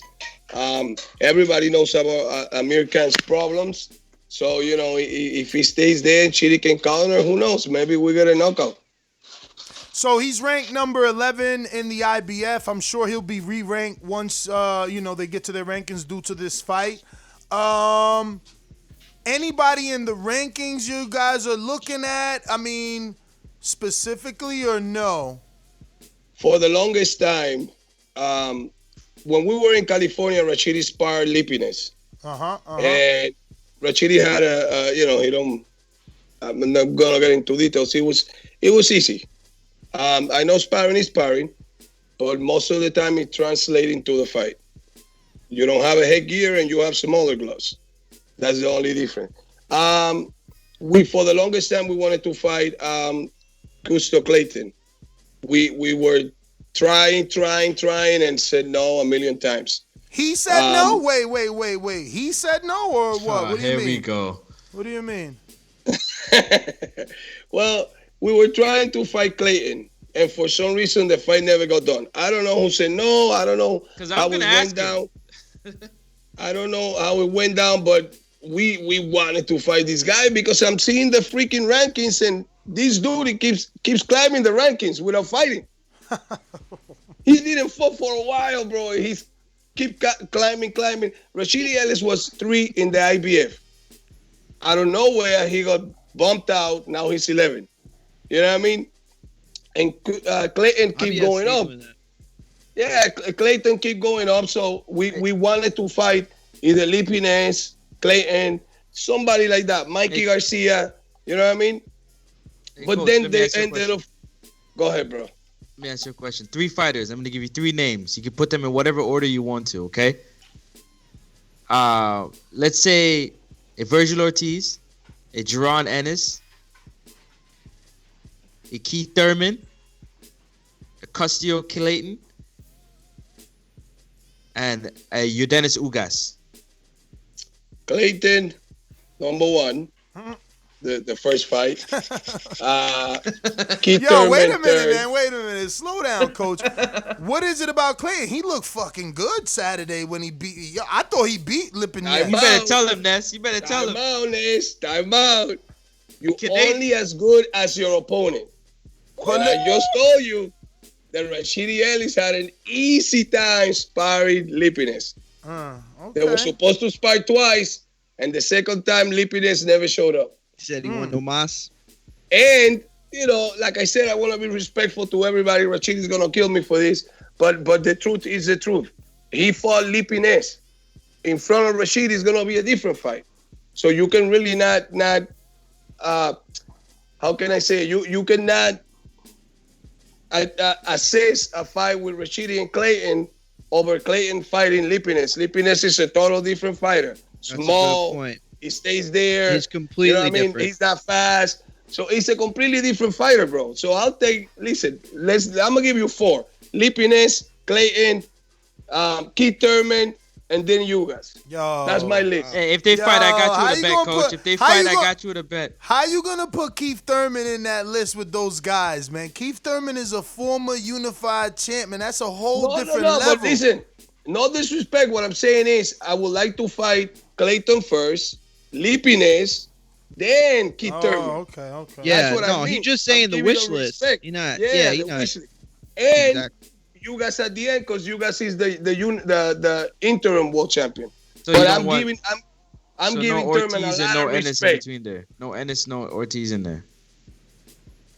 Nah, that's after we get a world title, man. Yeah, you know, Okay. right now we gotta look for the names that are gonna do something for him. Okay, cool. You know what I mean? Well, But Coach, yeah, man, all respect for Keith Thurman, bro. I didn't put him in number 1. no, we feel you on that. So we do have some Patreon questions from the community. I'll start them off. Let's see. Brandon Maurice. Wait, what? Okay. Brandon Maurice says, how do you expect to get big fights at 147 being signed to Golden Boy? And they always ask that question. I know. You know, bro, like I said before. Right now, Mikey signed a deal with the Zone for a few fights, right? But Mikey's a free agent, bro. And Mikey's fighting, Mikey's eating.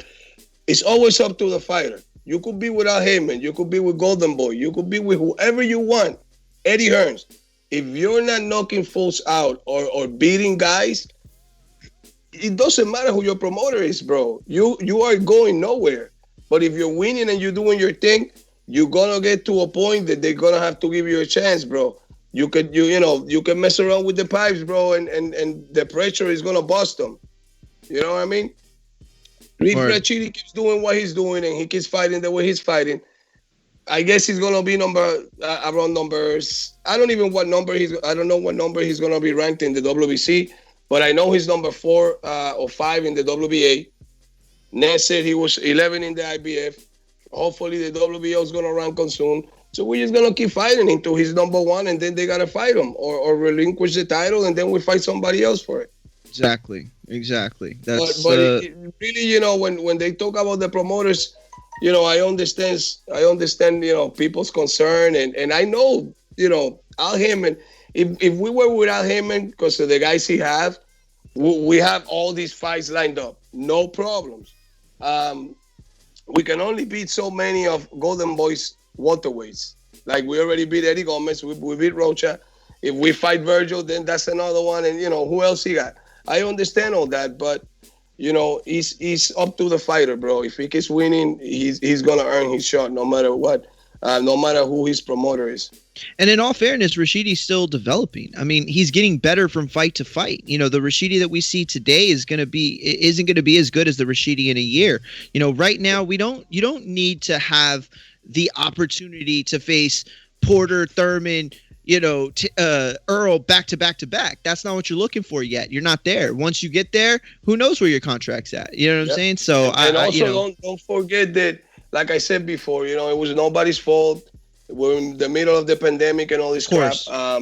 You got to remember, Rashidi was out for a year before he fought Rocha. Yeah. And to fight a guy that is going to bring 100% pressure and be like in your chest for 12 rounds with a year of a layoff, bro, is tough. If Rashidi fights in the next 4 months, he's going to look better. I guarantee you, because when Rashidi was busy, he was looking spectacular. Now, he's rusty, fighting once a year. Of course. You know what I mean? If he was making $20-30 million a fight, I don't care. But you could see the athleticism. But you could see the athleticism. You could see the power. You could see the speed. You could see all those things on display. It was how he put them together in the fight versus a very tough opponent. That's the other thing that people aren't saying is Rocha earned the respect. He's a tough fight for almost anyone in that division. He would be a tough fight. I don't think it's hard for me to believe more than 2 or 3 guys at the top of that division spark him out. He is a tough fight, and he would win at least 3 to 5 rounds against a lot of the top welterweights. I feel. Maybe I'm wrong, but we'll see. We'll see in due time. Next up is Keem. Next up is Keem from Florida. He says, "Congratulations on the win, Coach. Your brother Andy trained me for my fight in Border Wars Season 8. My question is, has Andy always been such a madman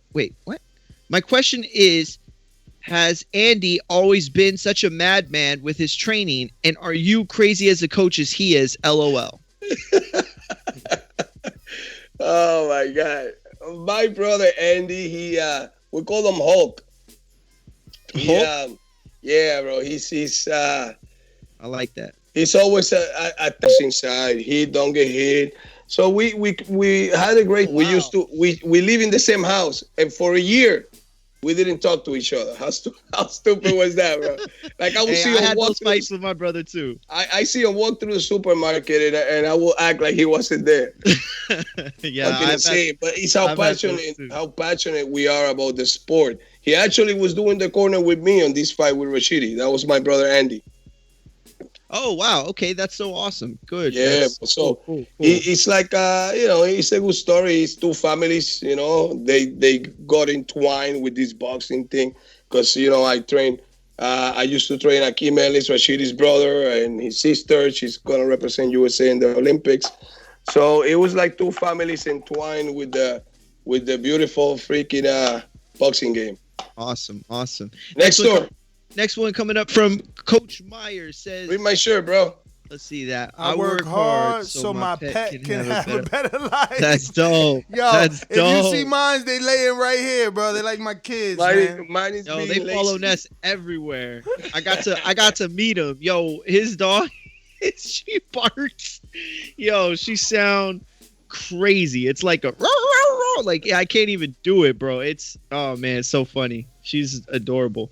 But let's see. Next one coming from Coach Myers says, "Good morning, Coach. In 2016, you and Ellis were in camp with Canelo for the Liam Smith fight. I believe. What did you take away from Ellis sparring Canelo, and did that give you more confidence in your fighter?" We sparred Canelo for the Miguel Cotto fight, and we sparred Canelo for the Amir Khan fight. 100%. I was terrified the first time we went to spar Canelo. I mean, it's Canelo. Word. But Rashidi did pretty good, man. I mean, that's what got him signed. Oscar walked into the gym one day and saw him spar Canelo and saw how good he was doing against Canelo, and he signed him right there on the spot. I did took. I want to say I was guilty of maybe babying a little bit my fighters with rest, and then when I saw the way Canelo was training and the things that they were doing, it helped me a lot, and vice versa. Because if you ask Canelo today, about Rashidi, he'll tell you, he learned a lot with Rashidi. Because we were like, it was at the, not at the beginning of Canelo's career, but when he was stepping in the ring with elite fighters, and we kind of help each other out. I saw him copying a lot of the stuff that I was doing with Rashidi when it comes to training, and then he was doing the stuff that Rashidi was doing to him at the fights. At the sparring sessions, he was like copying, and he loved Rashidi. He loved Rashidi because Rashidi always came in and gave him work. So yeah, man, I took a lot from that training camp, and especially how to assess your fighter, because it was Canelo and Rashidi was in there banging and stuff. So yeah, man, I took a lot from that training camp, and I always will be thankful for their help and their advice. Yo, I'm not gonna lie. I mean, obviously, we're not gonna do it now because we still got Patreon questions. But me and you got to have our own personal conversation off air because, man, I have so many questions to ask you about that. Anytime. Just some of the things you said just there sparked my journalistic radar. We'll call it that. James Valdez from San Antonio, Texas, on the next one says, "First of all, thanks for coming on the show, Coach. I believe you spoke highly about Bud Crawford last time you were on the show. What are your thoughts on him fighting Brook, who hasn't fought at 147 in years?" 3 to be exact, but you wanted to fight Brook, so you must be cool with it. Well, not really. Rashidi and Bud a little different. Right? Rashidi is actually like moving up, so it'll be a good test for Rashidi. To me, Crawford. I love Terence Crawford. I think he's number one in my list of welterweights, but I think Crawford should be fighting somebody else. You know what I mean? Like let Kell Brook fight Rashidi, which is I keep moving up. My man over here doesn't agree. Hey, Kell Brook is a live dog, bro. Kell Brook is a live dog, but Crawford should be fighting somebody else. Somebody in the top 5s that is active, a real 147. You know what I mean? But it's still gonna be a good fight. Mark my words, it's gonna be a good fight. But maybe I feel this way because we wanted Brook. Yeah. Listen, Francis is big fish. I'm EJ, big Earl Spence. You know what I'm saying? The Jamaican American all day long. So yeah, you know what I mean? I'm the resident Errol Spence fan on this show. Now, Terence Crawford is a phenomenal talent, man. They 1A, 1B for me. So, but when you said he's number 1 on your list, I had to look at you sideways like, huh? Why? Who's number 1 he's on your number list? 1 on my list, Oh, too. big fish. Earl Spence Jr., Big EJ. They call him. I got Crawford over EJ. Yeah, too, it's minimum. Yeah, it's 1A, 1B. You know, when you see Crawford fight, bro, he just I see them adjust and do little things just to go on top of the opponent that I don't see Spence doing. You know, like it's just little things. I can't wait for Spence to touch Terrence's body. Oh man, I can't wait for him to touch that body. Yo, next one coming in from Boston. Jared says, "Who do you like in fights at 160 between Andrade, Charlo, and Andrade Canelo at 168?" So it's Andrade Charlo and Andrade Canelo at 168. Andrade, bro. People don't understand that guy. This kid is cursed. Andrade is freaking cursed, bro. How can I say it? Like, you know, he's good to a point that is not good, bro, because nobody wants to fight him. He's gonna make you look bad. He's big. Andrade's big, bro. He's a big boy, and he can crack a little bit. He's a great boxer, bro, and he's always in top shape, bro. Always. Hold on. Sorry, Coach. Sorry. Did you say a little bit? Did you say he can crack a little bit? No. He can crack. No. You said a little bit. Comparing it to like Canelo, which is a banger and stuff like that. You know what I mean? Because Demetrius Sanders is more of a boxer puncher. You know what I mean? Exactly. He's a boxer puncher. You're right. They say Danny and Jamal can crack, so I don't know. Yeah, the Demetrius can crack, bro, and he's my humble and honest opinion without disrespecting nobody. I think Canelo's my boy, but we seen him before having problems with boxers, and Demetrius Andre, he's a great practitioner of keeping his distance, punching at the end of his punches. He'll make it hard for Canelo 100%. Coach, every time we have a coach on or we have somebody who understands the insides of the boxing game at a high level like you do, they always tell us Andrade's their favorite fighter. They always tell us that they'd pick him over almost anybody. And I'm not talking about people in his camp or just people that are around him. I'm talking about people that, have only really seen his work from afar, maybe seen a fight or two of his live. But, every time we have fighters on, coaches, they always tell us. And I agree. I think he's a phenomenal talent. Moving on to Carlitos in the UK. He says, "What's good, Coach? What's your thoughts on Wilder's video? And hypothetically speaking, if you wanted to tamper with Rashidi's gloves over the weekend, could you have? Hypothetically speaking." So he wants to know your thoughts on Wilder, and then he's trying to get an example, real world example. Where did Wilder fought? Did they fight in Las Vegas? Yes. Yeah. Las Vegas is and very LA. tough. Las Vegas and LA. Las Vegas and LA are tough. I was gonna comment to you guys something about Tank's gloves. I don't know if you guys know, he had Grant's on and then he changed to white gloves. Yeah, he changed to all white. He had the Mexican flag on the thumb. There's a picture of him wearing the Mexican flag on the thumb, and then all of a sudden, all white gloves. Yeah. Yeah. What you do is when you get after the weigh-in, right? After the weigh-in, you go to what they call the glove selection, and you get 2 pairs of gloves, and they let you put them on, try them out. You pick 1 pair, and that pair is pair 1. It's the gloves that you chose to use at the fight. Pair 2 is the extra pair in case one of them rip at the or something happens to that glove in the fight, then you get to change it. I've seen fights, I don't know if you guys have seen it, where a glove rips and they have to change it. I've never seen that. Wow. Tyson Fury's fight, his thumb was ripped. His thumb ripped. That's right. So that's why you have 2 pairs. When you choose pair 1, that's your pair.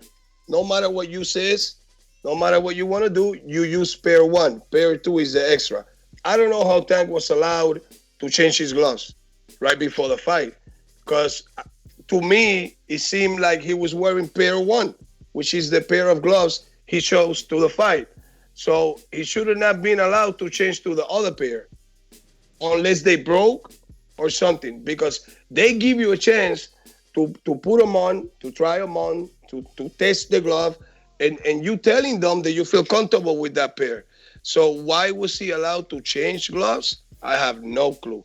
And to answer the question, is no way you can mess around with the gloves, because once you go to the glove selection meeting and you select your gloves, you put your signature on it, the fighter put the signature on it, so nobody can tamper with them or switch them up, and the commission takes them. You get them right before the fight. Is no way you can mess around with the gloves. Got it. Well, enough said. So, moving on to Steve in Chicago says, "Thanks for coming on the show. Congrats on the victory. Is Virgil Ortiz next on Rashidi's radar?" No. I mean, Virgil Ortiz, obviously, the company's putting him up there like the future of boxing and this and that. They're just doing their job. But I think Virgil Ortiz and Rashidi Ellis are almost in the same level right now when it comes to boxing. It's not a lot of money for that fight. It's no big rewards, you know what I mean? Like, I'm pretty sure it's better for them to keep moving Virgil, get onto a comfortable spot or even a title fight, and then they can make a big fight and sell it. They're in the same company. You got the American against the Mexican, the boxer versus the puncher. I think it's a great sellable fight when they're in a higher level. Bless you. I agree very much so. I think that's how you make it profitable for everybody. You know what I mean? So, hey Mario, quick 100%. question. Yes, sir. How much more questions we got on Patreon? Three more Okay, questions. Coach, I got 2 questions that I really got to ask you. Okay, go ahead, Mario. finish Awesome. up. Yeah, no problem. King, and I'll let you know when the last one's coming up. King Amin of Essex says, peace, coach, and congratulations on the victory. Ellis reminds me of Willie Monroe Jr. Good, that's nice in terms of speed and movement. But fighter does Rashidi remind you? Oh, what fighter does Rashidi remind you of the most, and why? Good question. Yeah, he reminds me. I got 2 fighters that I always said that they remind me a little bit of Rashidi when, different times. Sometimes you have a Rashidi that banks a little bit more, boxes a little bit more. But I say Shane Mosley and Andre Berto. Yes, I said Andre Berto on the show. We did a live fight chat, and I was like, bro, doesn't he give you Andre Berto vibes? The way that he cocks that his power hand, right? Mm-hmm. And he's just ready. Like, he doesn't load up. He throws it really fast. It's like in his mind, he's seeing himself throw it before he actually throws it. You can see him thinking. It's really cool to watch if you're paying attention. But yeah, good. Those are dead on. I actually like Amin's too with Willie Monroe. Next one coming in from Mario in Corpus Christi says, hey coach, how soon until we see you in the Border Wars ring? P.S. Thanks for the gloves. They were the best I've ever used. Help me score a knockdown. That was obviously me, but I wanted to throw that in there. So wait, you make the gloves too? Well, the Undisputed Fighting Gear? Yeah. That's my good friend. Actually, he's my man in the gym, Louis. Yeah. Louis makes the gloves. Yeah, we're together in the gym. He helps me out. He's my bodysuit guy. He puts that bodysuit on, bro, and Rashidi goes to town in his body. So yeah, we're partners over there in the gym, man. He's a cool guy. Louis is great, man. He's such a nice guy. I mean, he reached out to me and it was awesome. And he even gave me some insights on the camp too when y'all were working. He had told me how things were going, and so he's such a good dude. You're such a good dude. Thank y'all so much for the help and everything. And you can get in that Border Wars ring one day. He said he'll fight. Listen, they when I'm in the gym, they're always like bugging me, like, coach, when you gonna fight? Because I was a great fighter, bro, but I fell in love with training because it was harder to me than fighting myself. Boxing came so easy to me that when I started training, it was like a challenge, grabbing somebody else and molding them onto something you want. But I heard that they're doing here in Boston, they're doing I think it's trainers over 45. We're gonna spar each other and stuff like that. So I put my name on that right away. Awesome. Next one coming from Jeff in Nova Scotia says, hey coach, just wondering if you saw the Clayton versus Lipinets fight, and if so, how did you score it? I had it 9-3 Clayton. Thanks. And you definitely talked a little bit about it, but I don't think you said what you scored it. No, I to be honest with you, bro, I saw a few rounds and I didn't saw the whole fight. I was more upset than anything because I thought that we could have fought any of those guys at any moment. They ended up fighting themselves on a main event, Showtime. So I didn't watch it, but I heard that Clayton should have won that fight. Yeah. What do you think? I thought he should have won the fight as well. I thought that I don't know. I honestly can't really see with the judges how they had that a draw. I actually went back and watched it again, and I don't know. I think we need to do a live fight chat on that so everybody can kind of together see, visually. But yeah, I like that fight for y'all though. I would like to see. I would like to Clayton fight any of those guys, bro. Or Lipinets. Yeah, that would be 2 fights that I think would be great for Rashidi in his development. Being Canadian, I gotta go with Clayton, right? I'm just saying, coach. just being Canadian, I gotta go with Clayton, right? I like Ellis, but I gotta go with Castillo. See, you still young in the sport, my boy. Because I was like that. Listen, for the longest time, I was arguing with people to the point that I almost fought people when it came to Felix Trinidad versus Oscar De La Hoya because Tito's Puerto Rican.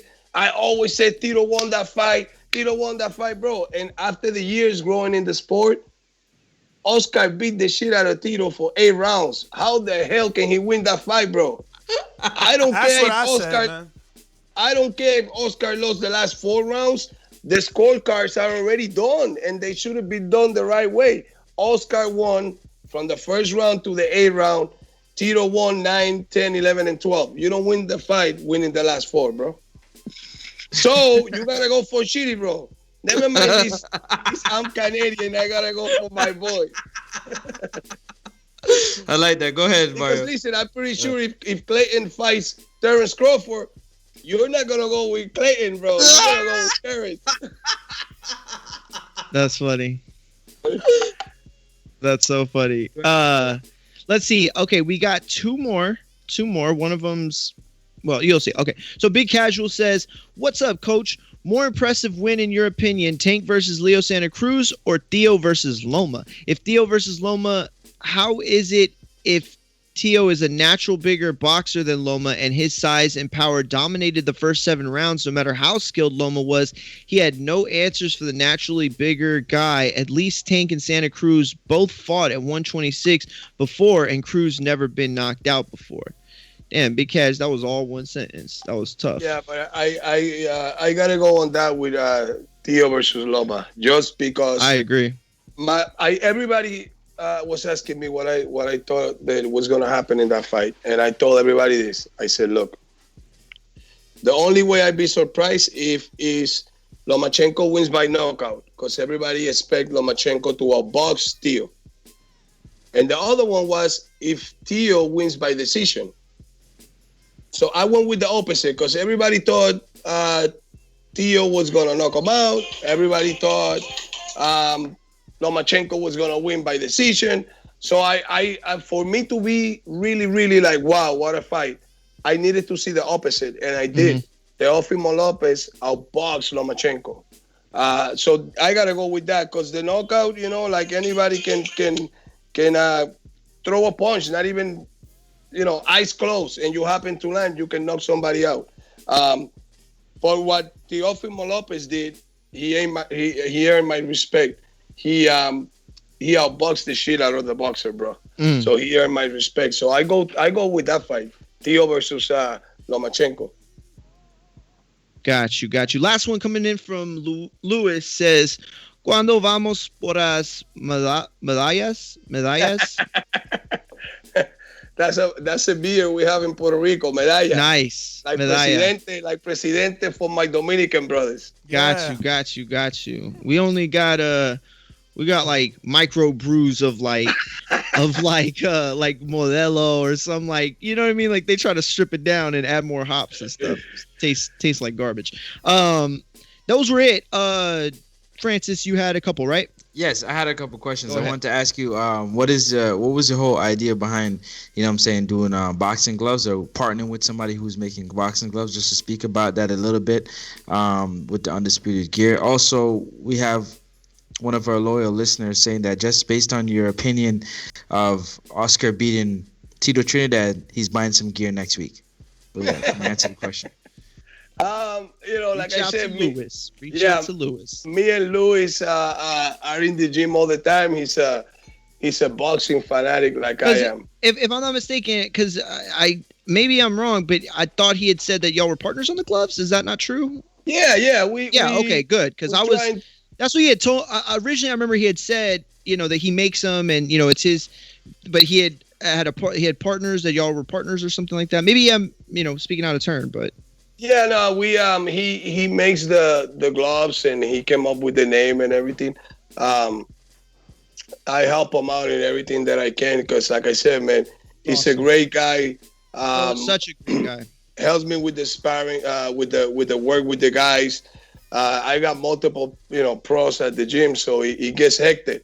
So I got Luis over there helping me out. My son Andrew helps me out too. That's awesome. We just boxing fanatics, bro. We want to get ourselves involved in anything that has to do with boxing when it comes to fighters, gear, gloves, maybe a boxing podcast in Spanish. You know, we That'd just be want to dope. do. Yeah, we just want to do a little bit of everything when it comes to boxing.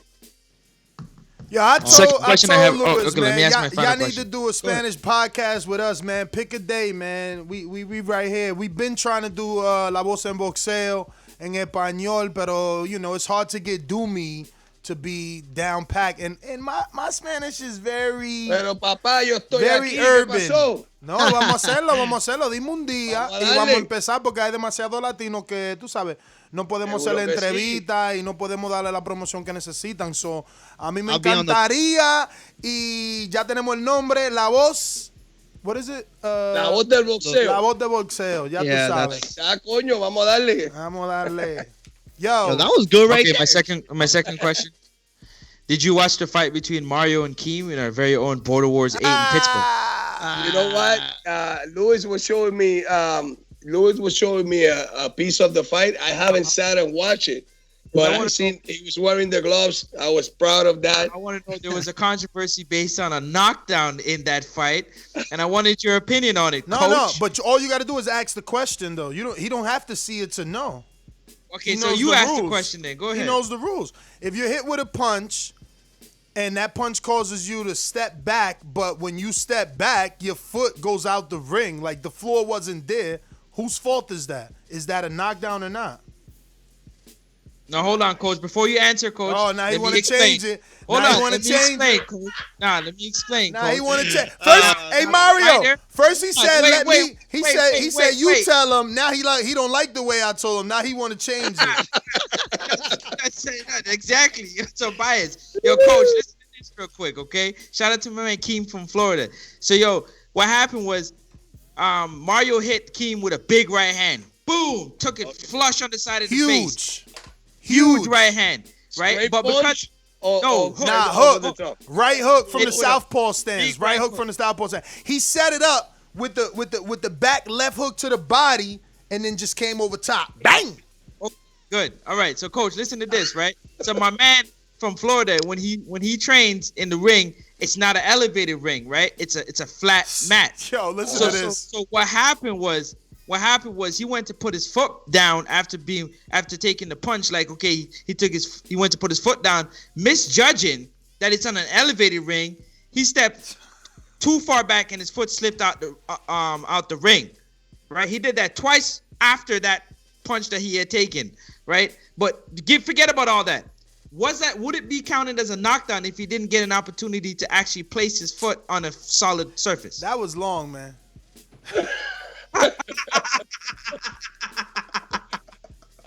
You know what? Let me tell you, bro. It's so. Listen, you as a fighter, you gotta protect yourself at all times. So it's the fighter's fault. The problem is if he gets hit, and at the moment that he got hit, the foot comes off of the ring, it could be called a knockdown. Thank you. If he gets hit and seconds later he falls, then it's not the punch. But if he got hit and he went Coach. down, You know there's late Ness, reactions. please, do me a favor, There's please, you Ness. get hit, a dude takes 2 step back and boom, he just collapses. It's late reactions también. I wish you could screen share it. I wish you could just screen share that part. Screen share that part, please, Yo, Ness. you should have prepared me for that. Let me see if I can pull I it up. know, but Coach, honestly, when you look at it, right? When you look at it, Mario hit him with a good punch. But I didn't see when he put his leg down, he had any You type gonna of see when you fight Mario then, if you couldn't see. Yo, Mario, this guy over here trying to steal your glory, man. Every day since the fight, dog. Yo. And now you messed up because now I gotta watch the fight. I gotta watch the fight. And see what happens. Just watch the first round, though. You don't need to see the rest of it. They saying it in the chat, man. Mario. They saying it in the chat. He got knocked out. Come on, Mario. Don't tell me you were a one-round guy. Oh, Yeah. the one-round One-round guy, guy. Coach. Look at Coach Rivera. I had no lungs left. I did my ready. best to bear down and try. Listen, you know You what gotta happened? The get worst thing that ready, bro. happened was landing that shot. I landed that shot. I swear to God, I went to the corner and I said, I don't even care if they scored a knockdown. I'm stopping this dude. Like there was no question in my mind. Hey, but Keem, you hear him, he adjusted in a way that I just wasn't prepared for. I mean, it wasn't just that I got tired. He's also very good. Yeah. Mario, come on, bro. You gotta get ready, bro. Boxing is a game. I'm getting it. It ain't happening to me again. He was done after the first round. Oh, damn. Yo, Coach, he said, watch the fight when Lewis shows it to you, man, because he was trained by your brother, and he don't want your brother having no knockdown on his record. Yo, he trying to sway him. Yo, man, that was funny. No, shout out to King, man. He boxed really well. I gotta watch it now, bro. There's some good fights on that Border Wars 8. You gotta you check watch out, it, but man. then you give me the pointers, so we go with that. You guys need a rematch for the way everything sounds. Exactly. I'm gonna earn my rematch. I'm gonna earn it because it was a big knockdown. He hit him a couple of times that was pretty big, but then after that, I mean, it was such a good fight, man. It was. We don't want the rematch, man. We gonna let the public. We gonna let the public keep attacking Keem. He can't run from it. It's what are we now? What, 7-10 days after the fight? Is people still talking about it? He gonna have to. He gonna offer Mario the rematch. Like, you know what? I'm tired of the bullshit. I'm gonna fight him again. Mario Diego Chavez right now. He lost to Thurman, and everybody think he nice. It's over. Yo, and then I'm gonna get my training camp with Coach, and then it's gonna be brother versus brother. Brother versus brother. Let's go. Yo, the neutral corner said, nah, tell him the truth. Mario went down 3 times. Mario did, but he got up 3 times. Thank you. He finished on his feet. Listen, but I'm he finished on his feet. I'm gonna be real though. It was only that last one that was really like I got hurt. Like he hit me and everything was doing this. Like my eyes were just like, you know what I'm saying? The whole room was moving and I'm like, my head's still like, what's going on? But yeah, that one hurt for real. But it was the tiredness that got to me. I wasn't nervous, Coach. I swear to God, I wasn't nervous. The whole ride up there, the night before, the morning. Coach. But then as soon as I started walking out, Coach. Yo, the nerves just all came at once. Every nerve that I was pushing down for days, it just flooded me. I saw Steve Cunningham, and I'm like, "Wait, you gonna watch the fight? Like, you gotta call in the front." His wife sits there too. You gotta fight in front of her. It's like, oh, the whole family watching today. Listen, bro, maybe you weren't even tired, bro. It was the nerves. Yeah, sometimes anxiety. When you get nervous, bro, you feel like you're tired, but you're not. I promise you, my cardio is better than that. It's been better than that. I was so once you get the nerves on check, bro. You go for freaking. You can go all night, bro. What's your advice for that, Coach? Your advice for that is what? Because I like to tell people, the more you spar, the better your nerves will be for fight night. Well, what advice could you give guys on our level, never fought before? Some of these guys, look, I got a 47-year-old just fought October 24th. We got 44, 47, 37, 36. We do get young guys, even with amateur records, that sign up. But for a lot of us, we're 30 plus. We watch boxing and, we were tired of talking. We want to do some of the stuff we tell these fighters to do. It don't work out that way on camera. It doesn't. But we still enjoy it. Listen, the best thing you can do, bro. I do it with my fighters all the time. Like we spar in my gym, regularly. But I like to go out of the gym. I like to go to other gyms. To spar, you know what I mean? Because you get that feeling that you're not home. It's almost the feeling that you're going to get when you're fighting. If you do everything in your own gym and you don't get out of your comfort zone, once you hit that ring the night of the fight, you're going to feel all those nerves. But it helps a little bit getting out of your home, out of your own gym, and going to spar in other gyms. Because you're not home. You're in this guy's house now. You know what I mean? So it helps a lot. It helps a lot getting out of your gym, getting out of your comfort zone, and going to somebody else's gym. I hear that. Yeah, hey, Coach, I want to ask you something, Coach. I want to ask you. Well, I didn't want to. I actually want to bring up a point because I'm going to get in there soon and do it. So somebody's going to be laughing at my expense pretty soon. But listen, man. Hey, let me know when you guys fight a good 47-year-old. I'll go in there and do it too. All right, can't wait for that. You hear that, Nets? Bishop. We got another one. How much you weigh? How much you weigh, Coach? 165, 160. Oh, so at that age, no, we only got a heavyweight, but he's like 215, 47. But yeah, not at 168. But I'm sure they'll pop up right now. They'll be like, oh, I'll get in there with him. Exactly. Just yeah, to but get in coach, there with So a coach. let's sign me up as 154. Because if I do it, I'm gonna go down to 154. Donnell, I'll fight anybody, Fernandez. Where you at? It's a good fight. 54 stand up. Even Coach Mitty, this is your time right here to get some world class experience right here. Jump in there with Coach Rivera. That would be great. Coach, one thing that I can tell you about Mario, he was loading up a lot on his shots, so that could also dump his energy. That takes a lot. He hit Keem with a couple big left and right hooks, and Keem was like, hell no, I'm getting on my bicycle, and started running. But at the same time, Keem hit Mario with a jab, and Mario turned his head like, no, I don't want no more of this. The ref was like, don't turn your head. Mario got hit That wasn't the ref. That was Ness. Oh, was it Ness? I heard it back on the playback. I was like, damn. Yeah, he was done after that one. That one hurt a lot. But yeah, it's fun, man. Listen, if you guys haven't, check out Border Wars 9 in December. December 5th, we got a bunch of fights. I just want to run down the fights real quick. We coach on, you know what I'm saying, on the show right now. We got the main event. We got, what's his name there? We got Marvin, the Surefire. Freeman? Marvin the Tank. Furman. Also, we got. He's gonna be taking on Terrell Harris, Fire Flame out of. Where do you guys have the fights? We go to different gyms. This one's gonna be in Dallas, Texas, at Sweat Gym. The last one was in Pittsburgh at Steve Cunningham's gym. Yeah. Very, very beautiful gym. If you're in that area, definitely check it out. It's a beautiful gym. Like they had like a ring when you walk in, right, on the mat, but they had a separate room with like a nicer ring, and it was just beautiful. Lifted. I think it was a 4 foot, if I'm not mistaken. No. When is this fight? 3.5. The next one's coming up December 5th in Dallas. Same weekend as the Spence Garcia. So we'll all be in the town for that. Okay, and we'll be giving on a show. It's man. And then it looks like we might have one in May of 2021 in DR. So those look like the next two on the list. And we got celebrity referee. We'd love to have you, Coach. I'll definitely be going to the one in May because December 5th.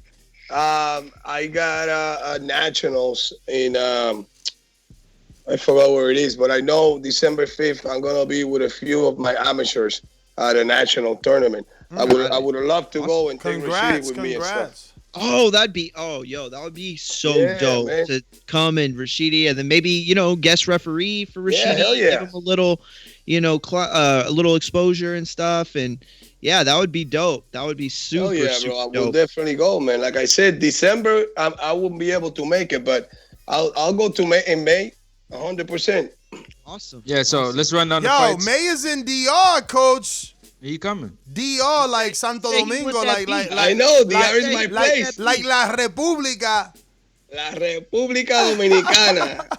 All right, that's really going to happen. See, there's a lot of people that have already committed. I got a listener by the name of Majimbe. His name is Alvaro. He's from DR, but he lives here in New Jersey. And he actually already committed to hosting us. So, it's really going to happen, man. We got a lot of people already willing to fight. Keem, who I want to bring on, actually, because he's trained by your brother, he's already committed to DR if he could get the right fight. Keem, what's up? You there? I would play your intro, but the coach don't know nothing about that. What's going on? What up? Can y'all hear me? Yeah, you good. Can y'all hear me? We hear you, Keem. Yeah, you good. What's going on? What's up, Coach? I don't know if you remember, man. I actually talked to you on FaceTime in the gym one day with your brother, man, when he was out there training me. He trains you at Taino Boxing, right? Yeah, Taino Boxing, man. That's where I train at. Yeah, okay, cool, man. Yeah, your brother's a madman, but he knows his boxing, man, and he loves his boxing. So I appreciated him, man. He got me ready to get in there and put a whooping on Mario, man. So without him, I couldn't have done it, man. I'm hearing here, like, what the hell?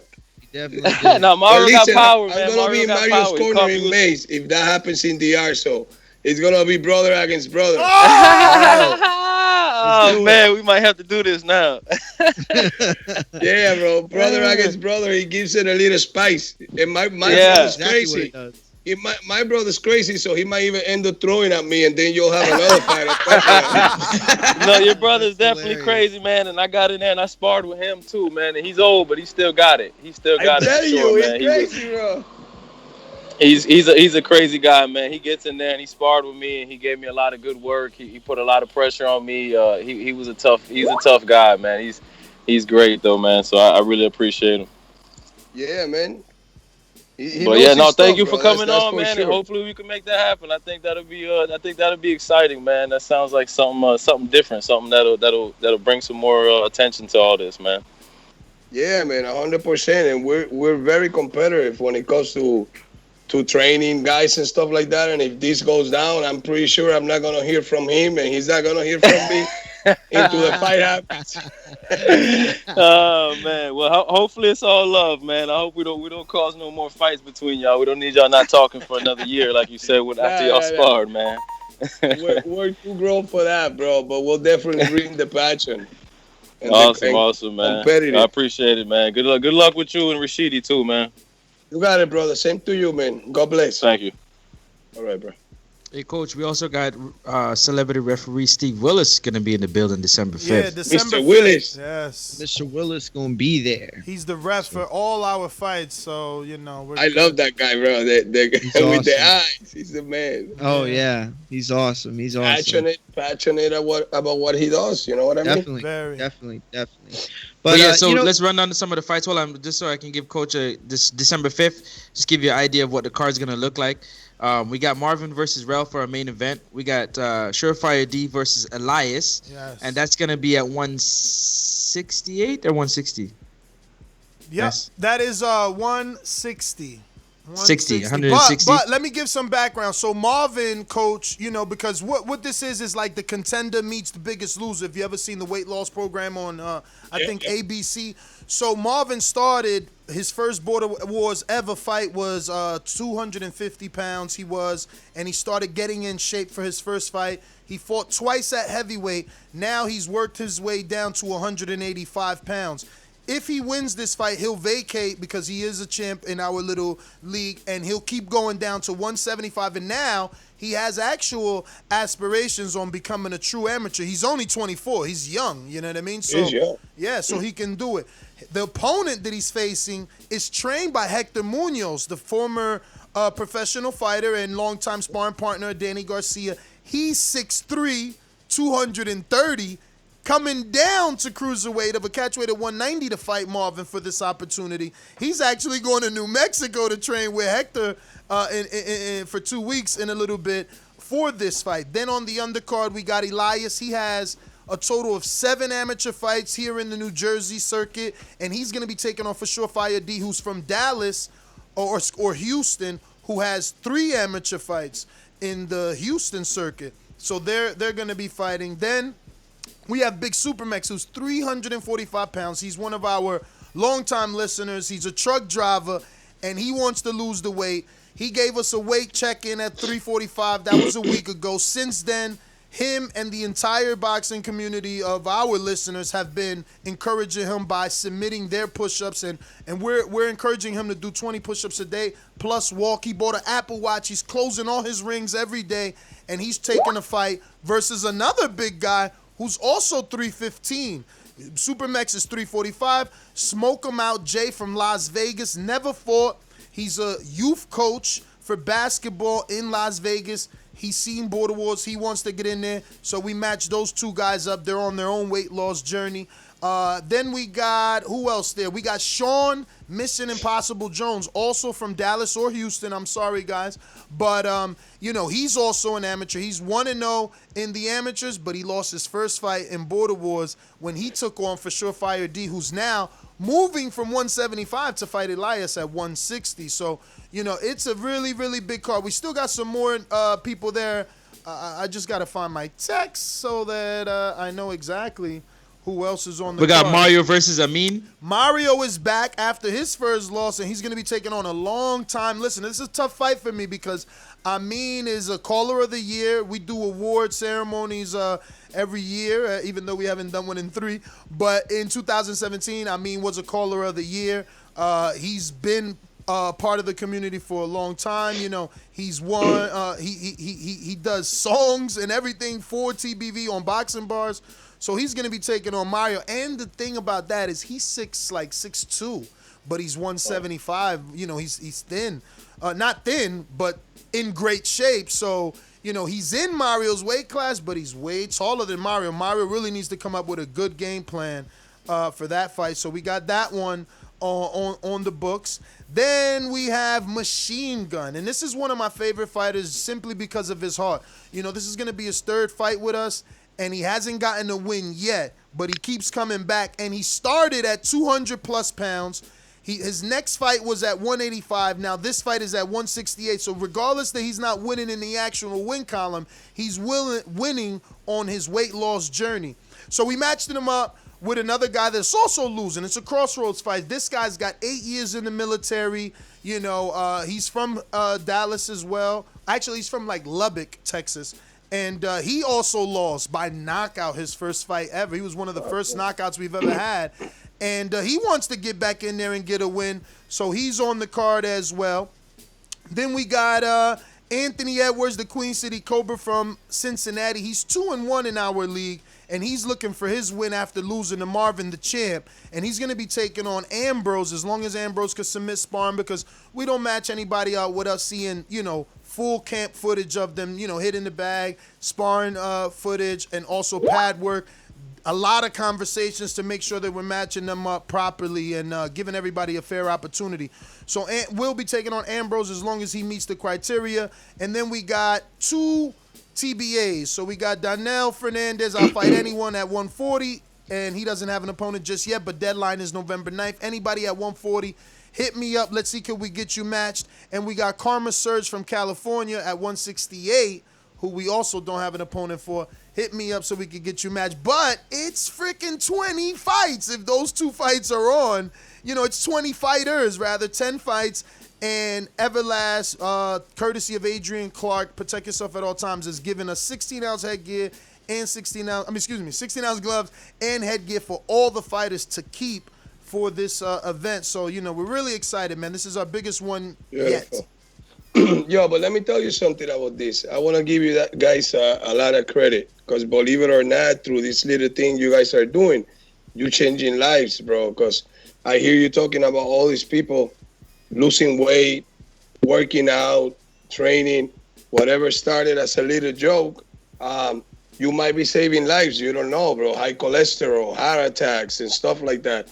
Just positive outlook in the way you eat and the way you go about your every day as a person. You know what I mean? So, man, credit to you guys, because I know as a coach, that's hard. And you know, they always say, if you can change in your lifespan, if you can change a person's life, that's unbelievable. And if you can do it multiple times, then you know, it's great, man. I applaud you guys, for real.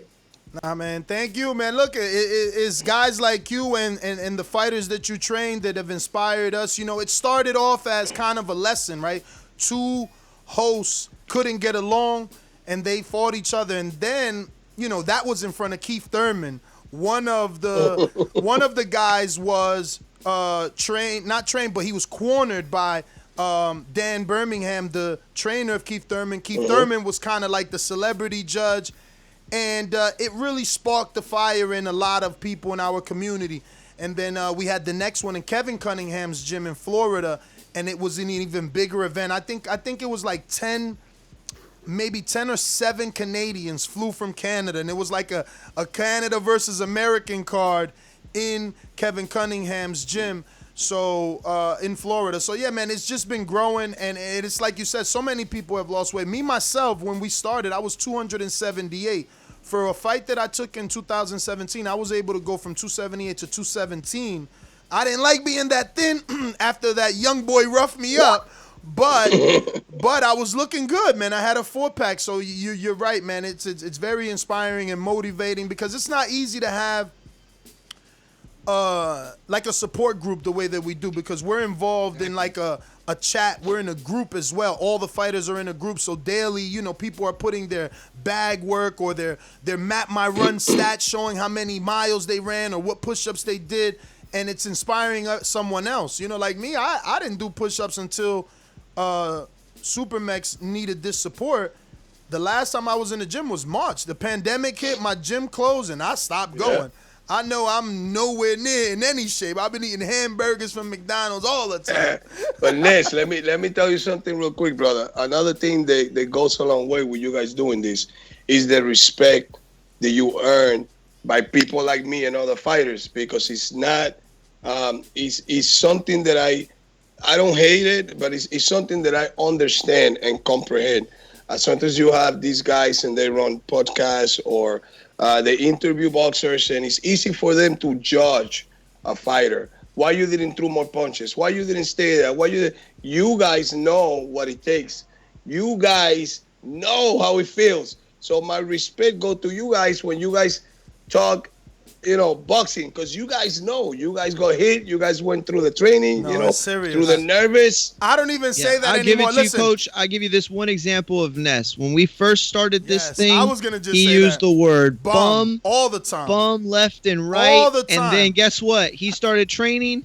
He hasn't said that word ever since. I would call world-class fighters a bum if they had a bad night. I'm like, man, that dude's a bum. I would have called Usyk a bum 7 years ago, 4 years ago, but I understand now that a bum will beat the shit out of me. I sparred a perceived box rec bum. I mean, this heavyweight, he's got like 19 losses. He's a CEO, and he's probably in his 30s. And he must have heard me call people bums before, the way that he beat me up in that gym. So I know now that, you know, records don't indicate skill or attributes that you only gonna see in the ring, and it's definitely allowed me to put a lot more respect on multiple fighters and trainers' name, but it's also eliminated certain words from my vocabulary and phrases. You know, I don't say why he ain't throwing punches, because I know.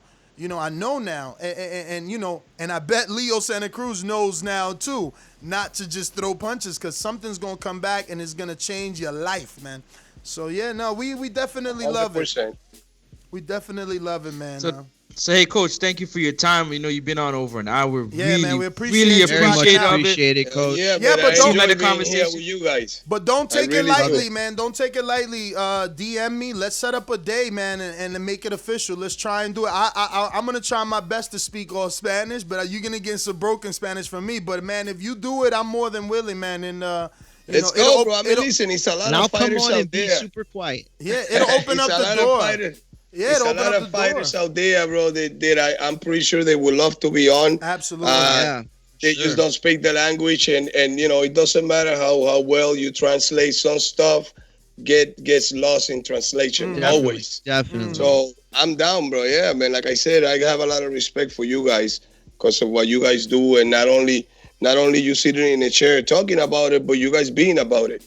And that's one of the reasons why I wanted to bring it to your attention. And people are like, oh, why would you tell Coach about border wars and stuff? Because it's the idea of like, yo, we trying to change. And I don't I've always watched border wars, but I'm just a part of it. I did my first one in Pittsburgh, but I always believe in things that's gonna give. How you do? I didn't fight. I was recording, so I did the recording that you seen, right? One of the recordings that you seen. But I wanted to. Mine's coming up next. I see, because I had to quarantine when I got back to Canada, or else I would have fought in December. But I would only have 3 weeks of training. That's not enough time. No, that's not enough. Right. But how many rounds you guys do? 3, 4? Three rounds, 2 minute rounds. Oh, that's not bad. Listen, bro. we were gonna do 3-minute rounds, and then we did the second one in Kevin Cunningham's gym, and right away he was like, nah. As soon as it started, he's like, no, you guys are gonna kill each other because you'll be so exhausted. So he's like, that's why you need a mind. That's why you need a boxing mind. You know what I'm saying? Like, to keep, that's the evolution. You know what I mean? Yeah. Like, he saw it right away. He was like, nah, hell no. But yeah, coach, I just wanted to tell you, like, that's why I brought it to your attention, because I mean, you as a boxing coach, you know what it's like, for people to get off the couch, and everybody has an opinion, but we're getting in there and doing it, and sometimes it's a dream, you never thought you could be a fighter, but you can be a fighter for one day, go through the press conference, the weigh-ins, all that stuff is amazing on your journey. You can keep this as a catalog. Like, yo, I did this. Yeah. Y'all can talk, but I've been in there. Have you been in there? You put on the gloves. So that's why I brought it to your attention, so that, the excitement. I'm very excited, man. I love it. I want more people to sign up and just give it a go. It's like that basketball league or hockey league or football league or soccer, whatever. But this is ours, man. It's our boxing to get in there and do it. It's my secret passion, coach. Like, we had like I told you, a 47-year-old. He was a heavyweight. He got a knockout, right? So our rule is no sparring, no fight. It was COVID. He's 47. He's like, because of my age, my wife doesn't want me to go spar some sweaty guys. Turns out he goes in there, he gets a knockout over one of our number one contenders in the heavyweight division. And, it's kind of made him not be on the show, because people are like, oh, was he a ringer? Was he leading us on, telling us he wasn't as good as he was? And he kind of, faded to the back. But, I want you at least to say something for him, because that's what Rashidi has to go through. People, he didn't get the knockout. They're on his social media telling him he's a bum. He ain't as good as he said. Oh, Earl beat you. And this guy is getting a taste of that. Now they're telling him, oh, you're a ringer. Oh, you should have told us you were that good. And he's feeling bad, when he's got to, A, take it as a compliment, because if you were telling the truth, that means you're just naturally that good. And B, this is why we do this, to give you a taste of what these fighters go through, so that maybe you could be more mindful the next time a fighter doesn't get the stoppage. You ain't all on their comment section calling them a bum or telling them that they should have did better, because you took that opportunity to go in there, and you're also being ridiculed. You know what I mean? Yeah. I want Bishop to come back, but he has to understand that everything ain't always roses in boxing. That people loved and hated Floyd. But listen to this, Nes. Let me try to explain as clear as I can with this knockout situation. When you see street fights, you see knockouts all the time. Guys that never put gloves on. Anybody can get a knockout. Anybody can get a knockout. You can close your eyes, throw a punch. If you land, you can get a knockout. People are saying to this guy, oh, maybe he was that good. Everybody can get a knockout. It wasn't his fault. He just happened to land the punch. When you got a guy that goes 12 rounds, 10 rounds, whatever, or even 3 rounds, 2-minute rounds, and he outboxes the shit out of somebody and makes that person look like they didn't belong in the ring with them, that's when you know a guy can really fight. Because anybody can get a knockout. Let's be honest. Anybody can get a knockout. But if you see the guy, and he's in there for three rounds, and he's dancing circles around this guy, and his stance is great, his defense, his timing, then you know that guy, he knows how to fight. He must have been lying. But anybody can get a knockout. It's not fair to this guy that everybody's going down on him like that. Exactly, coach. Exactly. He turned on a punch. He landed it beautifully. And the guy went down. Shout out to, everybody a part of it. But they're giving him a bad rap, and I don't like it. The thing is, if you've met Bishop, I've never gotten a bad energy vibe in my life. I don't think he has a hateful bone in his body. He's such a good human being. He's such a good man. So I don't think like people. This is part of the sport. You got to take the good with the bad. It can't be everybody throwing roses at you, man.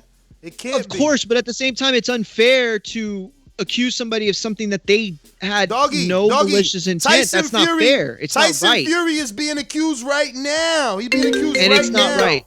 And it's not right. And it's not right. It doesn't have to happen. And that's the thing is Border Wars needs to be better than that.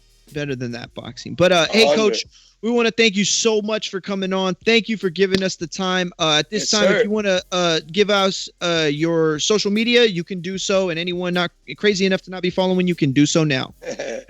Instagram, Alex Rivera 1469. You can hit me up there. Alex Rivera 1469. I'm always posting a bunch of stuff, most of it positive. I like to keep it real and keep it positive, bro, when it comes to boxing and everything. Great message. Thank you so much, Coach. We appreciate it very much. And yeah, man, I hope we see you at Border Wars next year. Yeah, bro, definitely. Like I said, man, I would have loved to make it in May, but I don't think that's gonna happen for me because I'll be on nationals and stuff. But definitely go to the next one, bro. Awesome. All right, Coach. Thank you so much. You have a good rest of your day. You guys too. Take care of them dogs. Beautiful dogs. Thank you, my man. All right, Francis. Nice to meet you, brother. Nice to meet you, brother. Be good. See you, Coach. Yo, so that was Coach Rivera, coach of Rashidi Ellis 147 class, who was successful off of his fight this past Friday against Rocha in the co-main event of the Munguia fight. Oh, shit. That would have... Damn it. I can't believe we didn't ask him about that fight. Yep. Oh, man, I would have wondered what he would have said about that. Damn, bro. Because that was nasty. Like, that was one of them things you show people like Dak Prescott's ankle injury. Like, you show somebody, it don't matter if they know the game, they see it. It's just one of those horrific things you see. And so I'm sure that that's something that stood out to him. Fuck, I can't believe we didn't ask that. It's okay. We'll get another opportunity. It's all right. Yo, that would be dope, though, right? Him and his brother coaching against each other. That would be crazy storyline for Border Wars. That's like big time shit right there. Yeah, that would be crazy. Let's see. Is Blog Talk open? Let me check it out. It should be now because they doing this. I'm going to tell everybody real quick, just so y'all know. I mean, it's a little background information that we don't usually give out, but it looks like Blog Talk is back to that 30-minute window gap BS that they used to do. So if we start late, just know that Blog Talk won't be open until it hits that 30-minute marker, whatever that is. So if it's like 9 o'clock, then if it's like 9:01, then it'll be 9:30 when it opens up.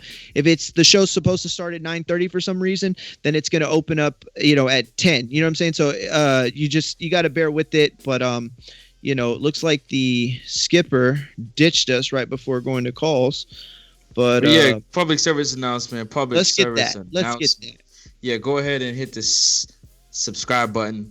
Go ahead and hit the like button. Leave a comment because it don't cost you nothing. You know what I'm saying? Communicate with us. We appreciate you spending your morning, your afternoon, your evening with TBV. Also, I want to thank all the sponsors out there that's supporting our Border Wars event. Big Rig Trucking. We got Wireless. We got a bunch of sponsors. We're gonna run them down in a few minutes. Let's run them down after. You know what? After this, I'll text Ness and I'll write it out for you. Okay? And I'll send you an email and if you want, I can script it up too. I mean, nothing like 2 sentences just to get you flowing. We can do that. That way, it's kind of like the way that radio really works. My man Charlemagne, he doesn't just remember all the sponsors. They hand him a piece of paper and he reads it off like a commercial. So that's what we got to be doing. Let's get to the callers though, if we can. El Capitan. We're the captain. He went dark on us, bro. Why he going dark on us? Well, I guess we could... shout out to Tank Davis, man. Tank Davis had an amazing performance last night. A lot of people are not going to give him credit for the performance that he had, but I felt like he showed up. I know he showed up and he showed out. They tried to bring him down to a weight, seeing that he had discipline issues with making weight, and he made the weight. I would like to say comfortably.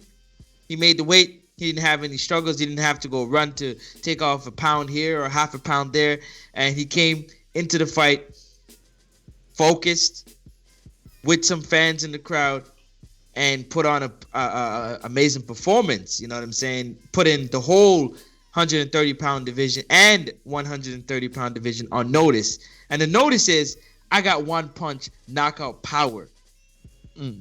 I went and I fought a 4-division world champion that a lot of people have fought, like Abner Mars and Leo Santa Cruz and all this type of stuff. And I starched him. Stretched him. Also, if Abner Morris had fought Gervonta Tank Davis, would this have been the same result? We don't know because that fight never happened.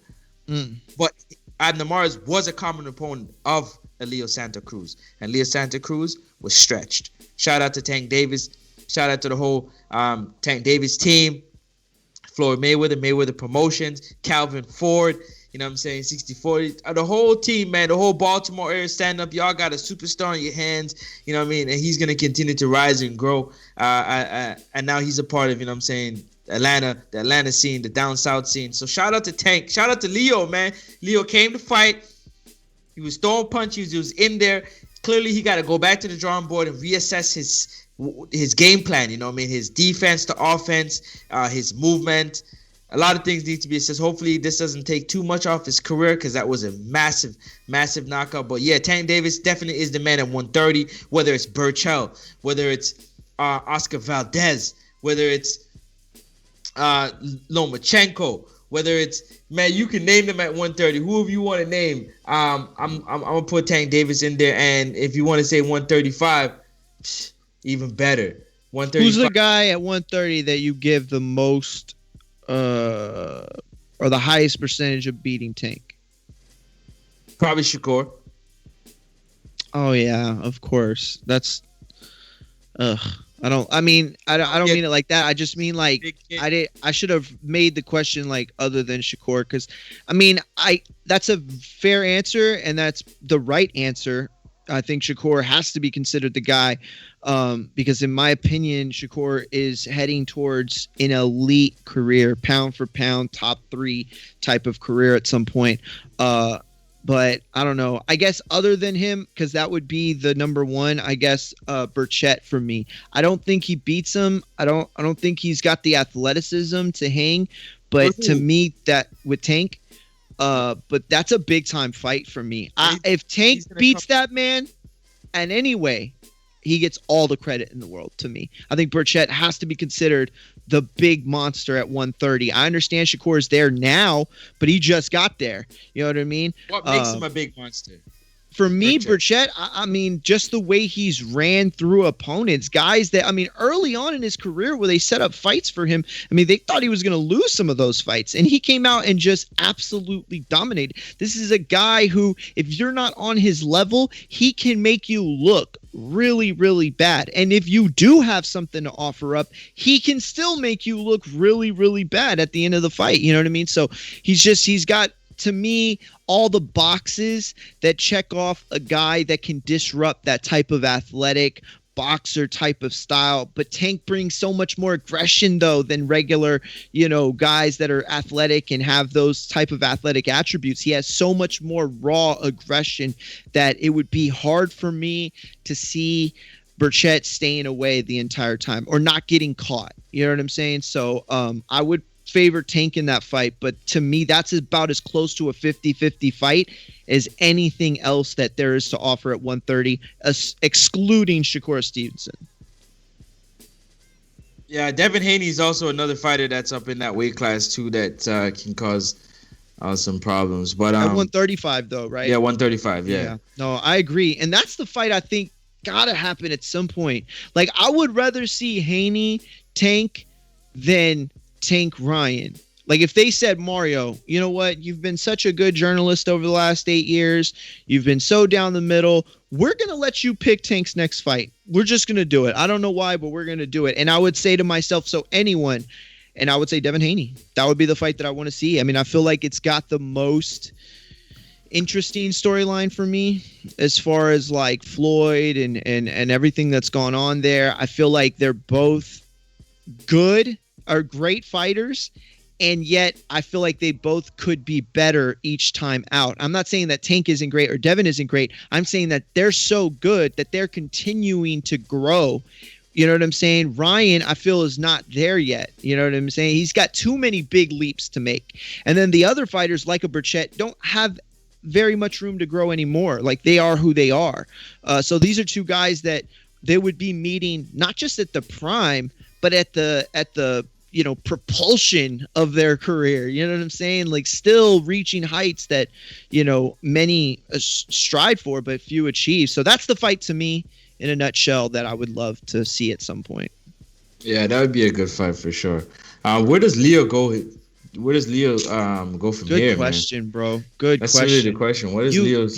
If you want me to answer it first, I will, but I would love to hear what you have to say. Okay.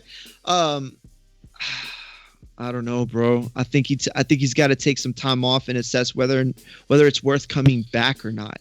Because the thing is that Tank, what he did to him, I don't know how much of Ness's narrative of that, like Tank let him hit him, but I do believe that he wasn't actively running away from Leo. Like he wasn't trying to not get hit, I guess. So you know what I'm saying? But you go into another fight with somebody who isn't as skilled, but maybe carries the weight for longer, like a Burchett. Like what do you do at that point? I just feel like Leo's undersized for the type of style that he has.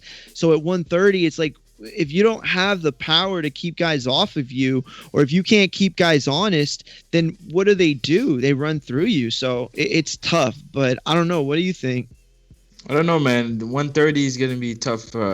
Should he go back to 126 or should he stay at 130? I think he should stay at 130. There's a few fights out there that he can definitely Has he ever said whether he can't make that 126 or no?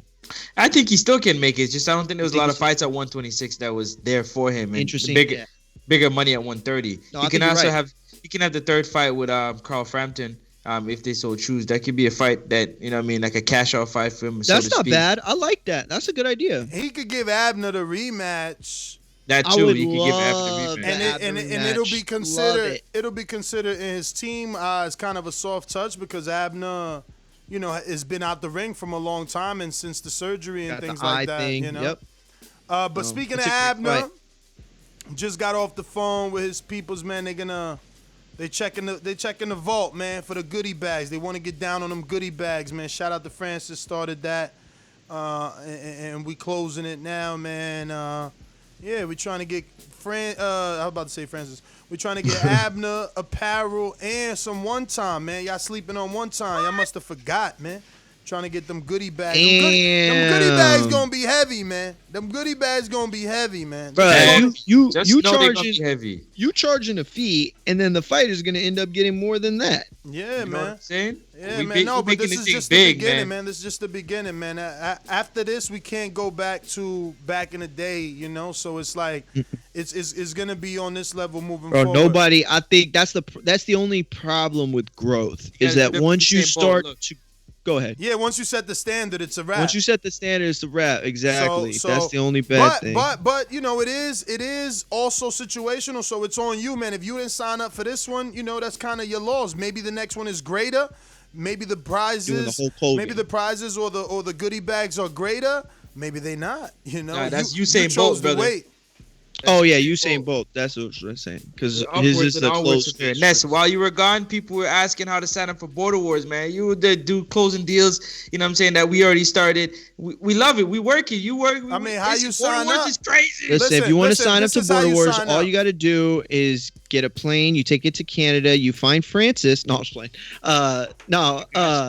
He wants the smoke. He wants the smoke. Sign up to Border Wars. This is the simplest thing. Pick a host of your choosing, whoever you feel familiar with, comfortable with, and they're going to answer all your questions, man. When you're ready to sign up, they're going to send... @MarMungia on Twitter, @MarMungia on Instagram. I get back to you. After all your questions have been answered, and you're still ready to sign up, they will send you the link. There's a fee, but you already know you're getting a whole bunch of stuff that's, at this point, double that fee. Just gloves alone costs $200, you know what I mean? Especially custom gloves from a Kendall holder or somebody like that. What up, champ? I feel bad for Border War 8 participants, man. I do, because we going all out for 9. I had to start somewhere, man. I know, man, but I wasn't on board. Man. That's why I wasn't on board. I'm so excited, man. They were the catalyst. We started with them. It's all good. That one led us into this one. Now all they got to do is Border Wars 8 got to sign up. Shout out real quick to my TBV Fantasy Pick'em League winner, Carlito. Call him two-time. Shout out to my brethren, my Jimbe de lo mío, Sammy Sosa style. He also won. Unfortunately, they had to split the prize. But, they still getting their Patreon money back. Shout out to Anthony Casados, who just signed up to Patreon, made his fight with Sean Mission Impossible official. Yeah. Let's go, champ. Let's go, champ. You feel me? Let's go out to these callers, man. Let's get this thing going. Let's go! Let's go! Let's go! I'm ready! We can't get to them callers without getting to day ones. Where the day ones at? What up, what up, what up, what up? These calls are brought to you by El Camino Electrical Services, experts in electric vehicle charging stations. For consultations and turnkey installation, visit us at elcaminoelectricalservices.com. Keem, you wildin', dog. That's nothing. You family, champ. You talking about thanks for letting you get on. If everybody knew what you was doing for me, you know what I'm saying? So that's nothing, man. We a family here. This is boxing brotherhood, man. Once you in Border Wars, you gonna see that. You gonna feel that. You gonna feel that love, man. We gonna go out to Davidian, Buffalo Falls.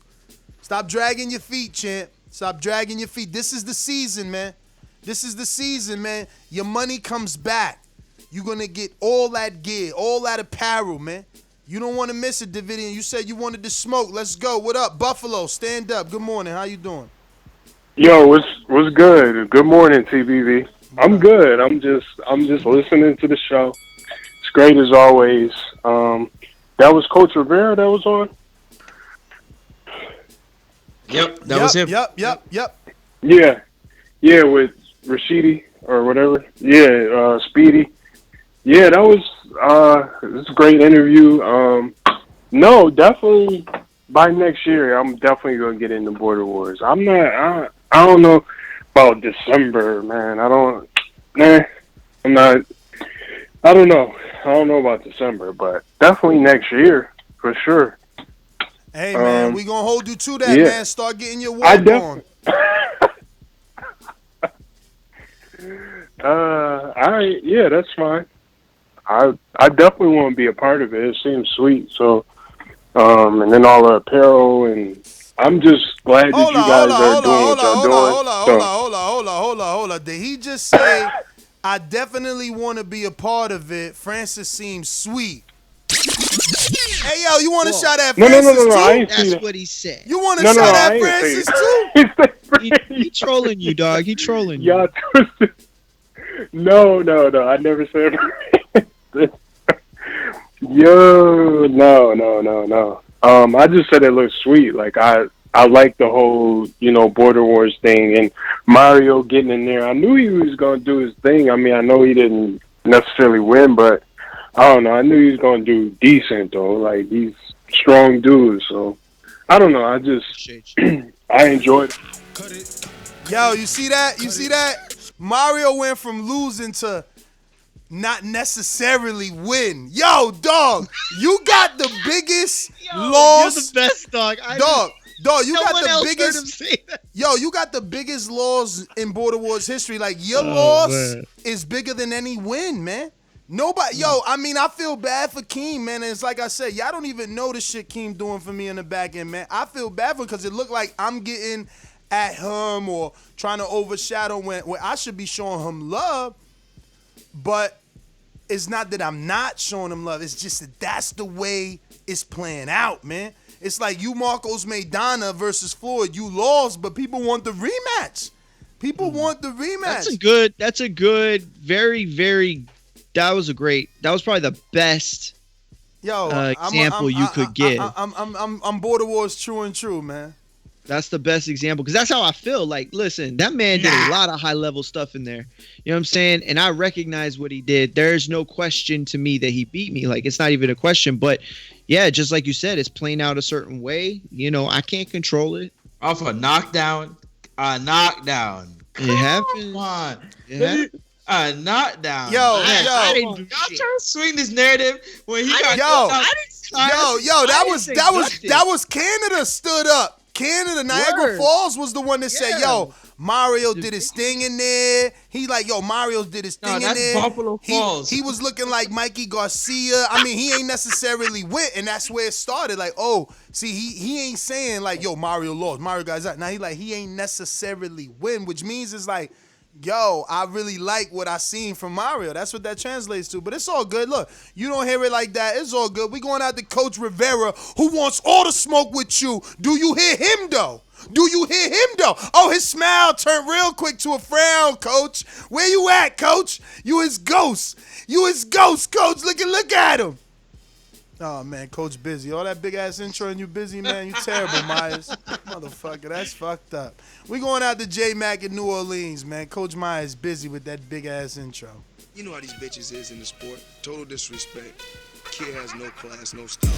I'm a gorilla, I'm a dog. I'm a dog, I'm a gorilla. The smartest thing you can do is to stay away from Terence. It can't be the boogeyman if I'm chasing him. You want to bet? You can bet 100,000 on that. Let's bet $1 million. Easy. Let's bet $1 million. Yo, can you hear me? Yes, sir. Hey, shout out to you, Ness. You are one hell of a promoter / liar. Word. You find ways to spin narratives however you want to. If Mario did not Keem down 3 times, we would not be talking about no stepping out the ring, none of the push downs and all that. However, you didn't hype the fight up and you got your sheeps that just follow your little narratives and they just ride along with you. But it's all good. Shout out to Mario. There you go. Shout out to Mario. Like I said, I still keep my respect for Mario. I told Mario some things after the fight, and I respect him after that. Definitely. Definitely with Tank. I'm growing to respect that Tank. However, I have been known as a Tank hater. Some of the same reasons you dislike Tank Ness. And yo, what's going on? What that is? We hear you? My bad. No, I told you. See. You didn't hear me, Mario. But I didn't hear nothing. I was making a call and I forgot that they could hear me. I gotta mute all the way. My bad, Jimmy. Sorry, J-Mac. Let me finish. I hated on Tank for some of the similar reasons you pointed out with his discipline. But if this dude can fall in love with what he's accomplished this weekend and start working harder, some of the distaste or hate will go away. But definitely shout out to Tank, and I Earl Crow for Tank because I picked Leo. But Mr. Usyk looks very mediocre at heavyweight. I'm waiting for somebody to spark that flame and knock him out. So I'm old Crow for both of those. Damn, you picked Leo? Like not a bet? Like you picked them? Like... Nah, I called in and said I'm gonna go with the upsets this week. So I picked Leo to upset Tank, and I picked Chisora the upset Usyk just on some fuck it. I'm just going with it type of shit. Nah, I hear you. All right, that's my call. Got it. Chisora almost did it. So it wasn't though. like a legitimate, this is what I truly believe. It was kind of like a more of what you feel type of thing. Yeah, it was more like little shade maybe. But Chisora, man, he ain't do it, man. He in theory he almost did it, right? Because like nobody expected him to go 12, so at least he made that moral victory out of that. He went the whole distance, but. Yeah, man, that was a far-fetched one, man. I thought Usyk was going to stop him. Usyk let me down, all the way down. JT, New Orleans, what up? You rocking? Just listening?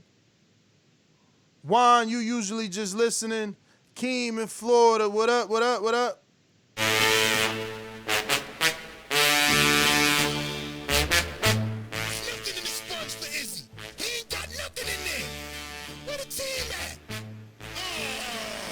J-Mac giving excellent instructions over there to Keem the Dream.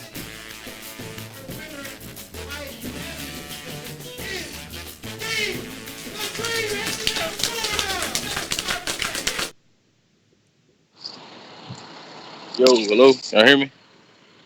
Yo. What up? Good morning. Yeah, I appreciate that, Ness. Real quick, man. Listen, man. The type of person I am, I don't need to do a lot of talking to try to substantiate something. I'm more of a show you type of guy. In the same way that Ness was telling everybody a story that he heard about me and part of the way that I grew up that didn't come from me. I've been on the back call for a while. I never spoke about those things because I don't feel like I need to. I could just always show you. So when it comes to Ness, always bigging up Mario and doing his thing, I don't I don't really let it bother me because I feel like the tape is right there. You know, Why you would can it? talk all You that. won. You Why know what I would mean? it? You won. You could talk all. No, it's Why just because would a lot of you? people be like, "Damn, King, why you letting us do that?" And I'll be like, "Yo, it don't bother me none." You know what I mean? That's How doing many what of he them? do. How many of The them fought footage is Border there, Wars? man. So it is what it is, man. It's all love and whatever gets done in the Bro, you background. won the And fight, that's Keem. You won just the fight. Like, as simple as yeah, that. nah, that's what I'm saying, man. Just a lot of people seem to be bothered and they feel like I should be bothered, and I just like, yo, that's not me, man. At the end of the That's day, the silly. That's why footage I'm is gonna keep there. rooting for you, Keem. I'm I'm not the gonna keep type of, pumping you it. know what I mean? I'm not the type of guy to be all that talking and throwing shit out there, and let entertainment be entertainment, and letting us do his job, and I'm gonna stay. I'm gonna be me, because I don't need all the extra. I don't need nobody in my corner, man. I'm good with me, because I'm gonna show up in the ring and do me like I did last time. So Ness could have the entertainment, and that's all good, man. It's good for it's good for Border Wars. And yeah, no, I appreciate you letting me on to talk to Coach, man. That was cool. This is the beauty of Border Wars, man. Like, just that quickly, I step into the ecosystem of boxing, right? Being around actual pro trainers. Like I said, I got to FaceTime with Alex in the gym before, and he remembered that. And with Rashidi, just some words of encouragement that they gave me, because his brother was training me, and it's just that quick, right? You step into the ecosystem of real boxing just by being in Border Wars. Like, it's such a great experience, man. So for everybody out there, like, just do it, man. Look at Mario. People hated Mario. Now they respect him. They won't speak bad about him. Now they on Francis's neck. Now they, you know what I mean? Now they like, yo, Francis, you gonna get in the ring, or you just gonna keep talking? So you earn your respect out there, man. People really respect you, and you learn a lot. I'm sure Mario will tell you too. Like, when you get out there and you really do a training camp and you train and you get in there and fight, it gives you a new respect for a sport that we've loved and watched for forever. When you actually do it, it gives you a whole nother respect. So Border Wars is something, man, I encourage everybody to do. If you listen to this show, if you call yourself a fan, and why not? Just get out there and try it, man. It'll change your life, yo. It's great. And just real quick on the Tank topic. I was at a big Halloween party. It was about 30, 40 people. I went to the owner of the house. I was like, yo, I'll pay for the pay-per-view if you order it. He ordered it. That shit shut the whole party down. Everybody was watching the fight. Everybody went crazy when Tank got the knockout.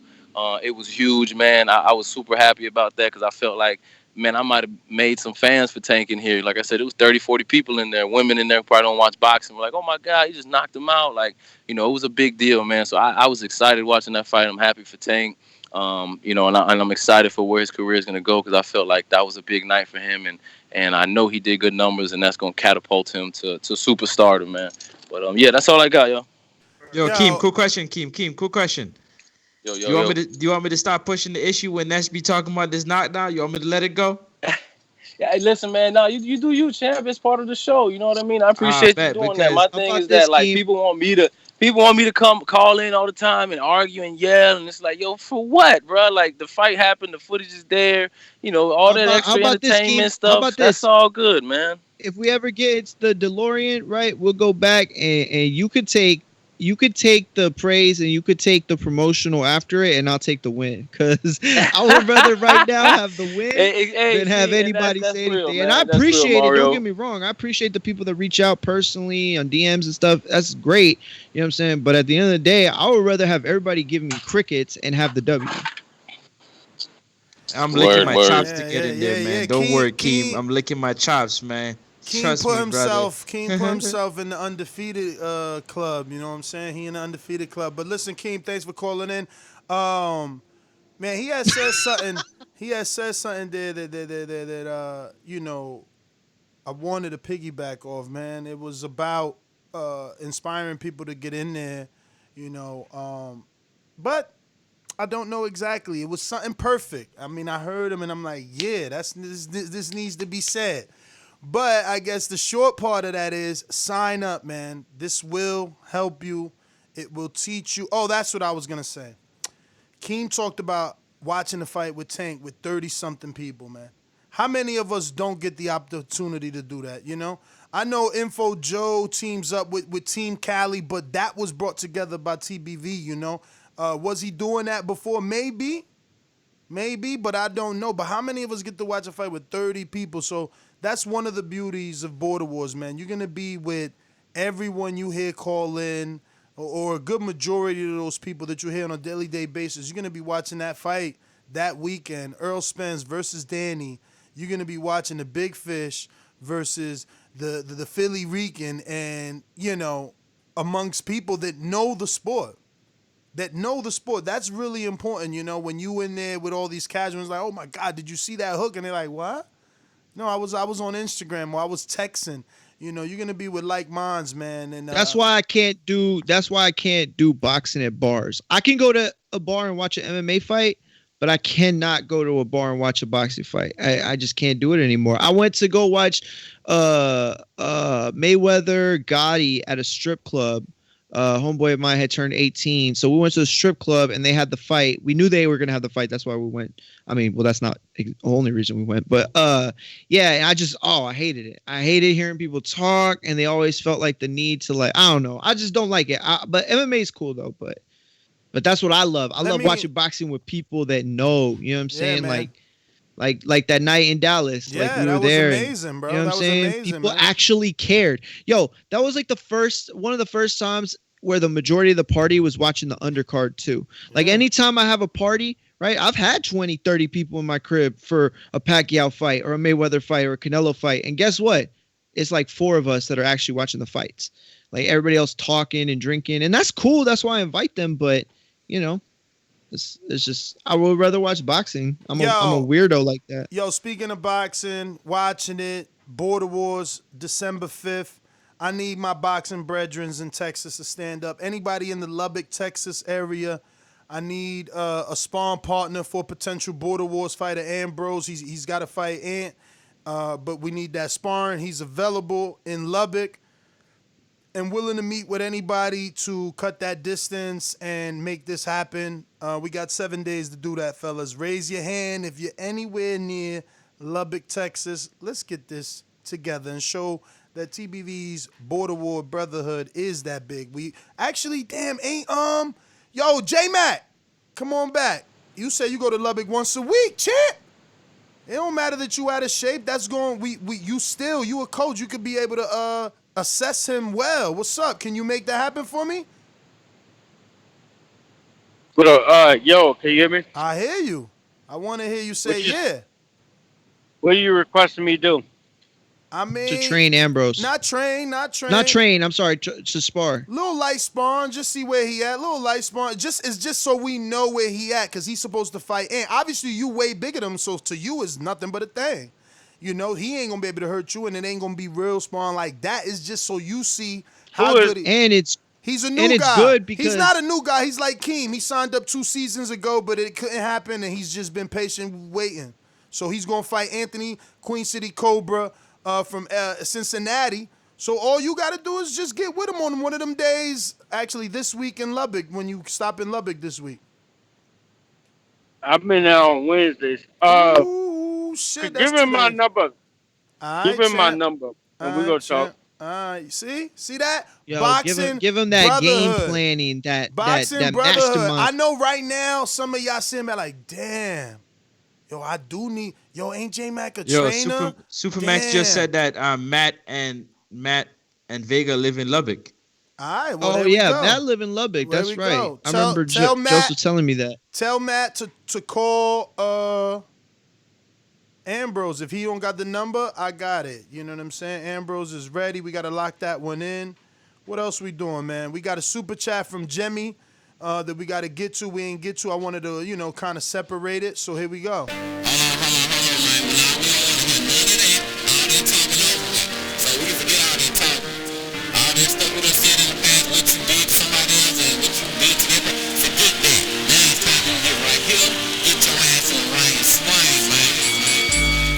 Back in the ring, American dream, just me and my team. The Florida boys, shout out to King. Another money grab with the Wu-Tang cream, Ortiz with the flow, as King got mean. From a small town called Fresh, off a bitch niggas ass niggas ever think of calling out me. Okay, my lid's low, but then lid's low. You know it started out piss po. Nothing like yo kin folks. Fuck Nike, I do it like this. I got all the belts, young Klitschko. If you want smoke, flame on. The only problem with that, Holmes, you got a glass jaw and I'm Roy Jones. Speak on my name, let me find out. Border Wars blow your lights out. Mano a mano, we grind out, throw in the towel, no calling the time. Flipping niggas call over, I'm the new Earl Spence, top rank, die niggas still sitting on the bench. Left jab, left hook, right hook, got it glitch. Vaseline all on me, so they blame it on the drip. I've got an unorthodox style, blueprint your mans. And shout out to Jimma, shout out to Francis. All of my competition touch the canvas, most of them going home in ambulances. Beat all the odds, still taking chances, knocking you weak ass fighters out your stances. Locate the sponsors, I need advances. Ali Boubaye, that boy dance. Yeah, ain't no more talking now. Ain't no more trainers, ain't no more promoters. Can't call yourself no champ, man. If you can't come through me, get your ass in the ring and swing, man. Niggas just over there trolling, they don't want no smoke. Better have a heart, thinking I'm a joke. Ain't shit to talk about, but your hurl is low. Get your ass in the ring, swing. Get in the ring, swing. Get in the ring, swing. Get in the ring, nigga. Get in the ring, swing. Get in the ring, swing. Get in the ring, swing. Get in the ring, nigga. What up, boys? Man, I need that. I'm a champ. I need that. I need a few others, but we'll work on that. Yeah, I told you, man. Yo, Justo, it's time to drop another track, man. Send that to me ASAP. Yo, we gotta play that. We haven't played that yet, man. We gotta find out. Nah, we gotta find out. Is he a one-hit wonder, man? Cause that track getting a lot of spins. Let me tell you, it just fits so perfect. You know what I'm saying? So, Justo, we need to find out, are you a one-hit wonder or not? You know what I'm saying? Come back and bring some more fire. Let us know that you can do it. I mean, and look, you ain't gotta. So I'm just saying, I wanna know just for curiosity. Can you do it again?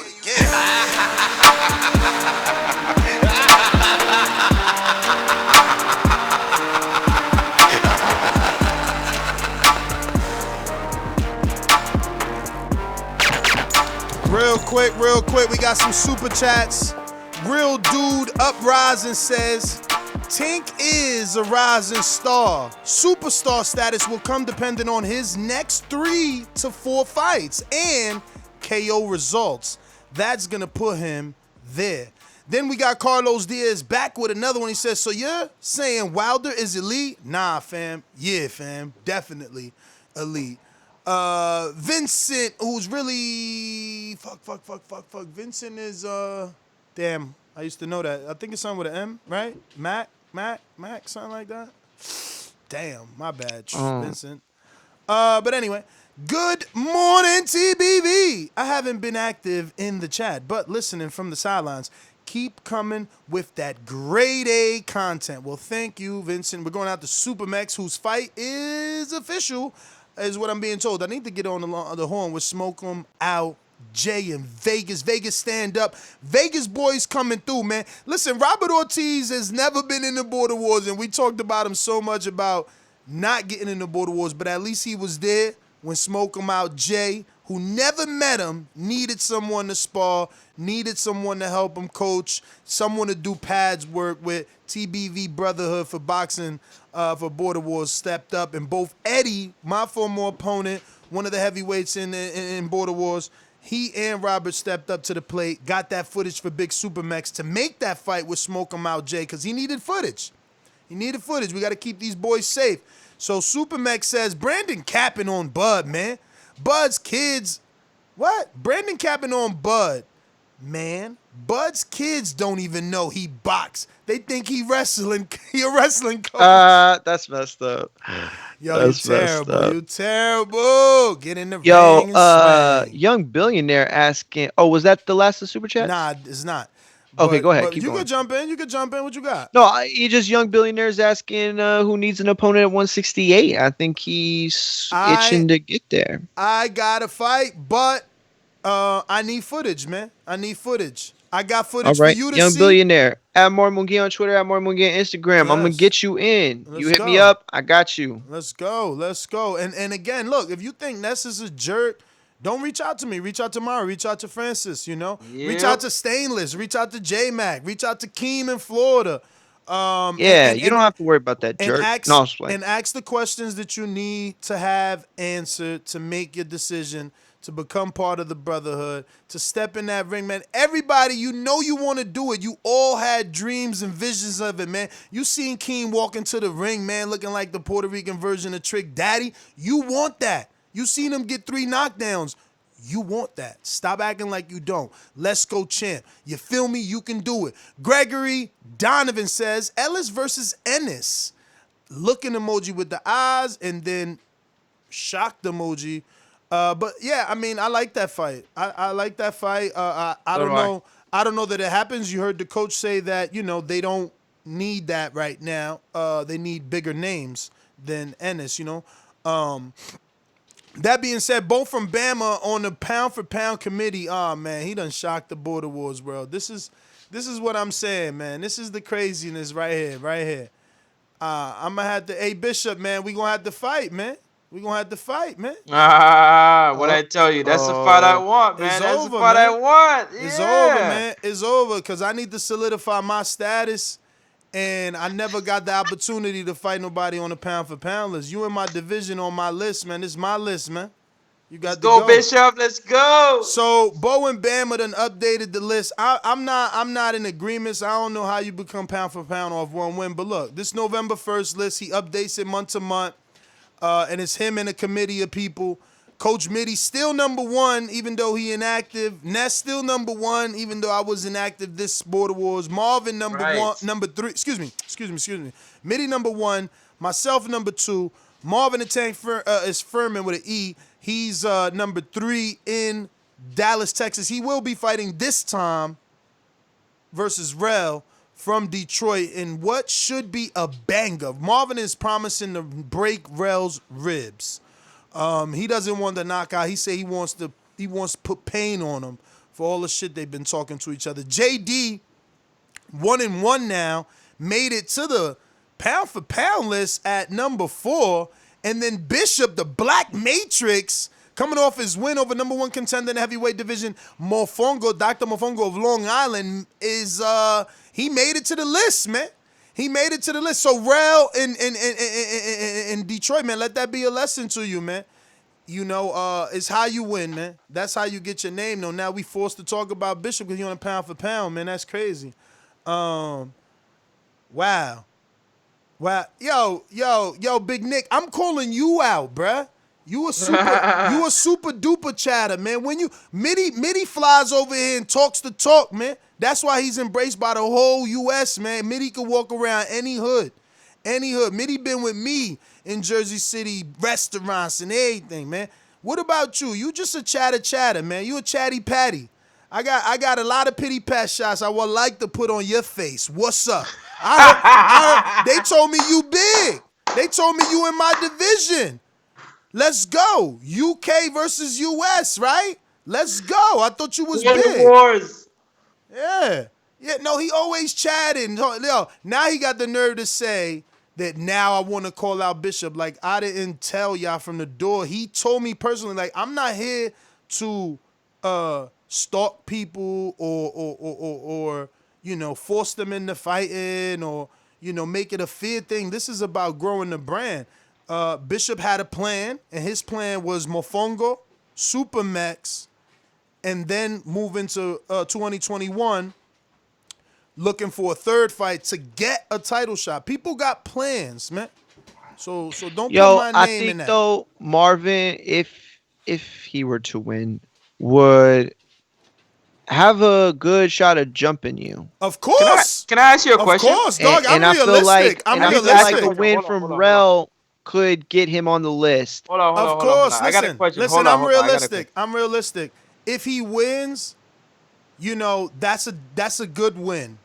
And it puts him same record as me. So I could see myself getting took off the list, but you know, it is what it is. I'm not mad, man. I'm 40 plus, man. I'm in the 40 plus league. It's a testament to myself. I'm still doing it, man. So, you know, I'm gonna let the dust settle. Yo, listen, I don't understand how people haven't fought in 2 or 3 border wars and still on the pound for pound list and fights have happened. Because just because you fought, if you ain't looking pound for pound, you ain't looking pound for pound, man. Yo, so Keem, who got 3 knockdowns, is not a pound for pound. That wasn't a pound for pound performance. Hey man, according to the That's committee, 3 knockdowns, huh? According to the committee, People been doing this work. According to the committee, Keem didn't make it yet, but. So Tank, who stopped the Sony can't. Who stopped? Yo, I'm Sony, with you. Listen, bro, you know why you saying that? You know, listen, everything you're saying. Nah, listen. The Cruzes and the Marvins and the Nestors, they've been here for a very long time. Nah, but it ain't even about that. It ain't even about that because I said it's performance. I get what Francis is saying, right? No, I do too. But you also got to think of it like this: is like, I don't like that Bishop is there. I don't think he belongs there. I think that's disrespectful. I think you do. Man, how the fuck you belong on the list after one fight, man? Because of how your performance. Okay, so then why Jordan ain't on the list? You threw him on the pound for pound list like right away, but what about Jordan? You know what I'm saying? That's what I'm saying. But that's what I'm trying to correlate. Hold on, but what about Jordan that with a broken leg, a taped up with duct tape, an air cast, he can't even bend it. He goes in and gets a first-round stoppage of an 8-year military been man. On the pound for pound list. But he ain't. So that's what I'm saying. That's my gripe. That's my gripe. He want a take top it up 20 with Bo, man. list. Take it up with Bo. It's Border Wars, take man. It up like with it's not like we're growing. It's not like we have 100 fighters, 155. We have a certain amount of fighters. Some fighters have left and hasn't come back. But that's the thing. You can't Okay, so then if you can't do that, at least have an honorable mentions list then. I'm cool with that. Yo, I think this is how he does it, man. Credit for their performance. No, listen, I think this is how he does it. That's why it's only a top 5. Cause it makes you wanna be better. Keem look as good as he look. He gonna look better in the next one. But we're living in the past with these performances from the pound for pound list, man. We're living in the past, man. We have dudes who are stepping up who are who fresh you saying? and new. Hold on. Let's get this real spicy. Cause who you saying deserves to get out so that Keem could be in? Who should have been dropped? You. He's saying you. Let's see. Hold on. So from looking at the list, you know what I'm saying? Midi, who's pound for pound. Hold on, listen to what I'm saying to you. I hear you. I'm hearing. Midi, who's pound for pound. Does he have a title? No title. Southside Ducey. Southside Ducey's the champion. He never returned, so that's gonna be vacated. And we looking for someone worthy enough and meets the criteria of 2 fights at least minimum to face Midi. The hope is that for Surefire D beats Elias, and now we got someone worthy of Midi to get that vacant title shot that Southside Ducey is vacated or stripped of because he never came back. But Elias could slow that down by getting the win over for Surefire D, and then he's going to have to petition for the rematch with Midi to be for a title because he would be only 1-1. And the rule is 2 wins. Let me put my spiel on now. Y'all listen to me clearly, okay? Y'all listen. I'm gonna listen to how I break this down. You have JD, you have Marvin, who's fighting December 5th, right? Shout out to Marvin. You're not fighting next, and who knows when you're gonna fight next? Okay, you talking retirement, right? You want a retirement fight? Yo, get the fuck out! Hold on. You got a title. You the champ. So I'm not disrespecting you because you the champ at heavyweight. You know what I'm saying? You the cash cow at the heavyweight division. Everybody wants to know they got to come for big fish. Now, when you got wait a minute, fuck you, Rob. You've been ducking me for 4 years. He just called me Nesquendo. That's Frezequendo is in the nickname. Frezequendo. He's been in the rankings for like 7 years without fighting. Nah, but Rob, you ducked me for 4 years. Get out of here. Nesoquendo. Hilarious. And then you have chat. Hold on. And then I'm just letting y'all know. Then you have JD. You know what I'm saying? And then Bishop. Now, listen, I think the list should be extended as we grow to 10, personally. Because you should be out.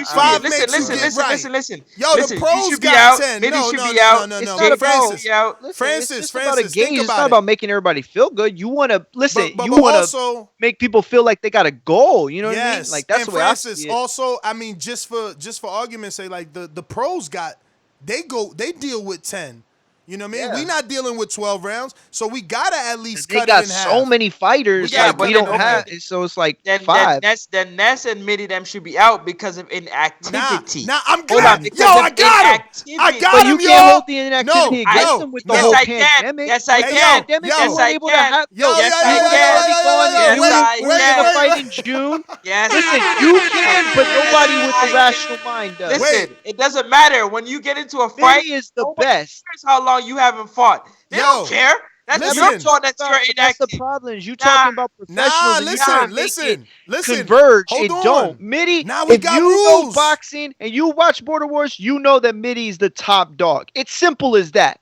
You want to make a debate? We can make a debate. We can have that show, and I'll argue that shit until I'm blue in the face, and I'm gonna win that debate. Listen. But the truth is, I'm not exempt from rules. No, of course not. He's right. He's right. He would be right. Listen. In real boxing, just hold on. In real boxing, inactivity after a year gets you dropped. In Border Wars, we had tried to implement if you miss 2 back-to-back, you could you could even be stripped, Mario. So there's an argument. You fought 7. I fought in You've Dallas. only missed 1. But I'm missing 2 now. I'm missing December. Oh, that's true. So is I Mitty. didn't think of it like but so that. is Mitty. Mitty fought in Dallas, and he missed Pittsburgh, and he'll miss Dallas again. Listen, that's the only part of Francis's argument Mario, that hold I on a need second. to Let me get give you the clear. other side. Let me give you the other side. I hear you. Okay, go ahead. Let me give you the other side. The other side of it, Ness, is that you have the real tank who went up against a bigger opposition, a mountain, so to speak, who people think Sony look like he got big right hand, he's powerful, and he stopped him. You had Keem who fought you. You guys put in great. Hold on. You guys had great performances. Hold on. You guys had great performances. You know what I'm saying? He had 3 knockdowns. He had Bishop who came in. These are guys who are active. They gotta fit somewhere, especially with the not on the list. Not on the list. It's too soon. They got 1 fight. I just don't know. Hold on. How do you punish Mitty when he can't even come over? I understand that. It's not a punishment, I'm defending my division. First of all, I'm defending my division. You want to put a dude on the pound for pound list that has picked his next 3 fights? The fuck? Let me pick my next 3 fights. See if I don't get fucking. I'll bring a quilt. I'll Pacquiao, Marquez, everybody if I pick my next 3. Let me pick my next 3. The fuck? Who picked their next 3? Bishop! And you got him on the list. He had a fight with Supermax after he got the knockout. The whole team was like, nah, I'm not taking that. Hold on, Francis. Hold on. You got him on the pound for pound. Hold on. Think about it. Would Mofongo agree to fight me? Think about it. First of all, you ain't been on the panel long enough. Mofongo was in the chat before he ever signed up. Like, yo, I'm going to fight Ness. He signed up. He fought Santiago. His next fight was Eddie. His next fight was 47-year-old Bishop. So what I'm saying is if I had the luxury of picking, I don't. Dudes call me out, I got to take it. People put me in polls. Nah. You can't just say that a dude. That's like Mario. Let Mario pick his next 3. He'll be on a pound for pound too. He gonna go find the dudes he know he could beat. Yo, Ness, check this out. Bishop beat a number 1 contender, man. But he picked him. He didn't just beat him. They don't know. They agreed mutually. He didn't just beat him. He stopped him. Listen to me. Bishop wanted Santiago. Santiago was in a car accident. So Bishop moved on to Mofongo. Again, anybody given the opportunity to pick their opponent selectively could be on the pound for pound if according to your shit. So, Super chat. Mario, listen, Mario was in a fight with Keem, right? Put him in a fight with, let's say, Chris Vega, who Jordan knocked out. What happens there? You see what I'm saying? So it's kind of levels. It's levels. How's it levels? You got to get his props. Man, get out of you trolling. Real quick, super chat from Coach Myers. Super chat from Coach Myers says, all I want to know is when France is going to stop ducking. And then Iron Sal came back and said, all that arguing, no bag work. Hashtag road to 167. Ain't no division at 167 unless you're gonna be making Yo. weight for 168. I'm just saying. I don't know. Word. Coach Myers comes back, says, Ness and Mario, why y'all listen to Francis when he's never been in the ring and ducking smoke? Francis, keep your mouth closed until he gets enough balls to fight. Damn. Coach Myers Coming comes for you. hard. Yo, we got another one from Ken Stone. He says, Will we finally get the Frampton Leo trilogy now? I think so. That's a I hope possibility. so. Francis brought that up. That was a good fight he brought up. I even said the Mares trilogy is a possibility now that you got knocked out. You need a comeback, and a comeback is good from a dude that's 2 years old. But we're gonna get Abner. Hopefully, we get him locked in for Thursday at 7:30 Eastern, 4:30 West Coast. It's not official, but I'm locking it in. But yeah, man, let's get back to our regularly scheduled program. This is what happened with Border Wars, man. This is taking over. We going out to King Amin. Yo, King Amin, I almost thought I had time this morning to clip it myself. You taking mad long to make that. That should be your new intro, man. Call it again. I really like that, man. What up? DiBiase, get on that, champ. Damn, shout out to Dollar DiBiase. See, that was God right there. Shout out to Dollar DiBiase. I need my TBV family. Anybody he ever made an intro for, make sure y'all check in. Bro, some drunk driver ran into my man's house. How the fuck does that happen? Oh, my God. Are you on. serious? Yeah, bro. Crashed the whole fucking house. I think he got to stay in a hotel now. The shit went through the house. Man, bro. So, definitely, man. We'll be praying for you, bro. We'll be praying for Dollar, man. He's such a good dude. I hate that happened to him. If you rock out with Dollar, man, just check in because we a community, man. We a family here. That being said, we going out to Caller of the Year. Just like the king is what I mean. The king is what I mean. Yo, what's good? What's good, TBV? What up? Listen, Border Wars talk always get everybody juices flowing, but I'm saying like, yo, I'm not coming there for no practice though. Like, you know what I'm saying? Like I told Ness I want to keep everything respectful, but we got to state what we believe to be a matter of fact. Like Mario got a nice advantage of being in there, but like, yo, like I don't do nothing to you know what I'm saying? Like steel sharpens steel, but you know what I'm saying? Like, you know, we're not doing that. So you saying basically you don't come to lose. That's what you're trying to say. I ain't never been nowhere to go and take no loss. I'm gonna be there for a fight for sure. This is and matter of fact, listen. Yeah.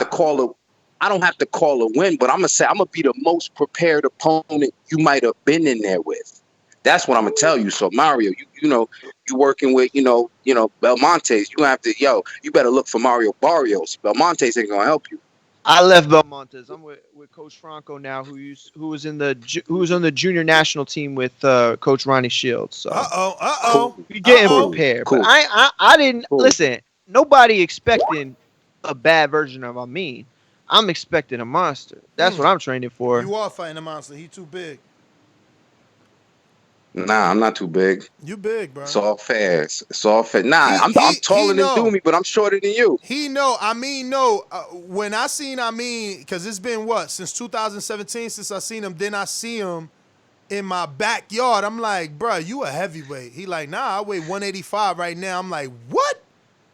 Yo, Ness was trying to cherry pick me. I was. I was trying to put you in the ring with Sony, really, to be honest. I'm like, yo, you a heavyweight, champ. I was already looking at you and Sony for next year. As long as he make the weight, who cares? Nah, he tall. Listen, I know. You gonna have to fight Paul Williams or what's the other tall Jamal James. That's the fight Robert you Easter. win. Robert Easter. That's the fights you win. You win those fights, man. You got to beat Comey and whoever all the mother short dudes was, because he tall with a long jab. Yeah, man. This Border Wars is where it's at. And like I said yesterday, man, shout out to everybody that's helping us out. Shout out to Steve Willis, who was also at the appreciation night. So yeah, man, this is gonna be beautiful, man. Beautiful event. And great interview this morning. I'm still, I'm still not sold on Rashidi though, man. I don't take nothing away from him, but I said he reminded me of Willie Monroe for a reason, because if the Berto comparison off his power, but I'm talking about power punch, but that's the problem. Like, if he don't dust you up with the boxing and bother you and pester you, I don't see him jumping in there at 147 didn't really catch no wreck like that. He's not. I mean, even outboxing. I mean, yo, just boom. Let's just say say Danny loses to Earl. Danny's the best of the worst. I don't see him beating Danny as fast as he is. So I'm just like, yo, I hope at 147, he get in there to test his mettle. They bring him around properly. You know what I'm saying? Ugas, you know, like I don't know where the fight's gonna come from. Somebody else asked that question, but let's see how it goes. That's my call, man. I got to get back to work. I'm out. All right. I'm about to go up to like I said, man, one of the real stories of border wars. One of the real reasons is what it's all about. But before I do that, I want to screen share Coach Rivera. Like I said, guys, you know, this is one of our own. He just started the boxing glove company with him and Alex Rivera, and they just opened up the website after they sponsored him. I'm like, yo, dog, you need an Instagram. Like, how I'm going to send people to you. Shout out to him. As you can see, his last 3 posts are Border Wars posts and obviously the interview. But this is if you want to reach him and you want to make an order, you want to just ask. Look, he even, like I said, I would love to get these towels, Coach, man. Let me at least put an order. If you can't sponsor us, little towels like this, say Undisputed Boxing Gear to pat the fighter down, you know, at least the main event, you know. But this is where you go if you want to put an order for Undisputed Boxing Gear. And obviously, you know, here goes the glove. You know, Mario had a pair of these on for his fight versus Keem. And, you know, Keem will tell you, they definitely are undisputed. You know what I mean? Yeah. But, yo, that being said, man, what else we got? They said I'm muted on Skype. Is that the last one? That last what? Was that the last caller? Last caller? No. We got Machine Gun, man. We got to talk. Okay, you know what? Yo, I gotta bounce then. No problem. I gotta take Canela. So at Martin McGee on Twitter, at Martin McGee on Instagram. We got Untitled tonight, right? I'm gonna be 30 minutes late, but I will be here tonight. So I'll catch y'all tonight. Peace. 7 p.m. Untitled. We going out to one of my favorite fighters in Border Wars, man, because it's about heart, man. It's about getting knocked down and getting back up, you know? Not giving up, man. And that's Machine Gun, man. I'm gonna go ahead and beat up Danny Garcia. Hey, Daddy, this $1 beat. You can take out that green jacket because I just took your belt. It's fly, baby. You can't even set out an arena. The only reason you don't pay per view because you fight me. So you sit down somewhere. Sit down somewhere. Sit down somewhere. You will not be fighting on pay-per-view one for me. Champ, what up? Yo, what up? What's up, dog? You know I'm rooting for you, man. I mean, obviously, I got to be neutral as a promoter, and I want Chris to get the win, too, because he's on his own journey and seeking vengeance, you know what I mean? Trying to get in that win column. But I need you to get this win, champ. I need you to get this win, man. I got you, man. It's no option at this point. Yo, you know what else I need from you? It's all I'm focused on. You know what else I need you to hit up Ambrose. You got his number? Nah, send that to me, bro. Send that to me because I heard you talking about it earlier. So send that to me, and I got you. You the man. Go for it, champ. Talk to us. Yeah, love the energy from the Border War stuff, but real quick on Tank, because I was kind of bringing it up in the chat a little bit, is I want to say this in the most non-disrespectful way, because I'm not trying to be, but let me say it like this. I feel like TMT and Floyd need to take full control of what Tank's doing, because Tank looked phenomenal. He was in great shape, but he also had to take a 15-week camp to fight Leo. But they as some people were saying, Floyd kind of held his hand and walked him all the way through it. And I'm talking from training to the media to how to put the show on itself. But Tank did look good. All credit to Tank. But what I was also wondering is a couple questions. Is who do y'all think has the size and experience to really give Tank a fight, more of a 50-50 fight? Because I really, watching the fight, I really thought Leo was just taller. On fight night, Tank was the bigger man, in my view. But to me, Tank, Leo was just a little taller, a little longer, but Tank was the bigger man. You can tell by the shots that were hitting after the first couple rounds had went by. And then also, who do you think on the PBC side could warrant another pay-per-view for Gervonta? That's my call. All right. Man, I mean, obviously 50-50 fight, everybody's going to think it's Teo, but can he wait for Tank, you know? He's trying to go up. Another 50-50 fight, I'm sure, is going to be Devin. Devin's big as hell, so, you know, but we're going to have to wait for that. And I don't know that it's 50-50 because Joseph Diaz has never looked like that, JoJo. He's never looked the way Tank looked, like in terms of explosion or knockout power. So that's not a 50-50, but that's a fight. That's a fight, and so is Burchelt, man. So he got options at 30 and 35. That's a fact. I agree with that. Teo, the question is, can Teo wait for Tank? Is the fight big enough? Is the money big enough for him to do that? And we just got to wait and see. Word. We got Steve in Chicago. My town up in K-Town. Hey, Daddy, this a dollar beat. I drink soda, I eat pizza, I hang out with chicks all day. These fighters still can't beat me. They fighting every day, they in the gym every day. Just give me 6 weeks, and I got it. BoxingWords.com.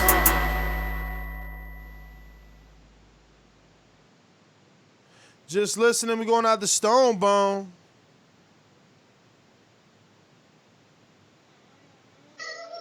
What up? What up, champ? What's up? Oh, shit. Oh, man, you caught me right in the middle of brushing my teeth again. For Tank, I'm in my bathroom. I hope I ain't echoing too much. Oh, shit. Hello? Oh, okay. Yeah. Oh, yeah. So, for Tank, what's next? Go after the PBC route. Go after Gary Russell, man. Gary Russell coming out talking stuff. Gary Russell becoming a character. Like, every time something happened, Gary Russell was basically running his mouth, but we ain't got no fight day for him. And based off what I'm seeing from Tank, I've seen enough improvement and strength from Tank where I've basically seen Gary Russell, he's pretty much the same. Fast hands, decent power, good fighter. I would pick Tank in that fight as far as on the PBC side. But the Virgil, that's a good fight. JoJo, that's a good fight. They ain't going to take the Shakur fight because he about to get Jamel going to beat Frampton and vacate, so Shakur will be a champ in, I think it's May, somewhere around there, April, May. I don't see them going after the Shakur or the Devin Haney's. Them guys going to be, maybe Shakur is more likely than a Devin Haney or a Teofimo as far as talking about it. Teofimo is going to be at 140. Like, he got too many options. You can go fight a decent, popular Mexican, or you can go fight T and Crumpus and Josh Taylor. So he got options. I don't see him sitting around starving himself to wait on Tank to come back to 35 and hope he get that fight. Tank got the belt at 130. He should focus and target 130. Go after the JoJo and Tevin Farmer winner. That'd be my plan for him. All right. Let me see here. We going out to JP. Talk to me.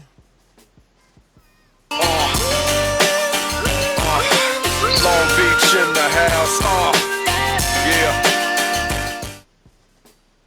Yeah, I wanted to piggyback off a comment one of the callers said a few calls ago. And one narrative has definitely been dispelled, and that's whether Floyd Mayweather could put himself to the side, whether Floyd Mayweather could properly promote a fighter because his ego would get in the way. And like the caller said, he basically held Gervonta's hand throughout this promotion. Such tender love and care. TLC, man. And, I mean, Floyd just, it looks like it's pure love. Like, so I definitely tipping my cap and saluting Floyd for, dispelling that, because that was a question we all answered. Tank, I said on the back call, I speculate. At that point, I was speculating that we are seeing rare explosiveness, the explosiveness of Roy Jones, of Mike Tyson, of Manny Pacquiao. Few who have this type explosiveness where, boom, I hit you one time, you're gone, and just off a counter. You know, that Roy Jones shit. You know, that Mike Tyson, that snap. And at that point in time before this fight, I said, I think we might be. And now I'm willing to go all the way out on that ledge and say, yes, we are seeing that type of snap, that type of pop. And with that said, that's why I have this kid projected higher than anyone. I'm sure at some point in time he'll run into a rangy fighter who knows how to keep him at bay somewhat. That's gonna happen with his style. What, somebody say Shakur? What you say about Shakur?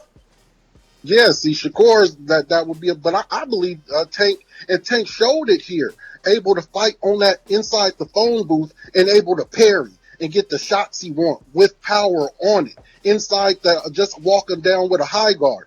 That's that old, that's that reminiscent of Mayweather. And I subscribe to Mayweather's cosign so much with Gervonta without being sure of Gervonta himself. I said Floyd is in on him. And this what I'm willing to invest in is Floyd's cosign. And Floyd said this man can box. He can box better than he can punch. Just hasn't had to show it yet. And I think we've seen some of that. And we cut it. Majin Bey.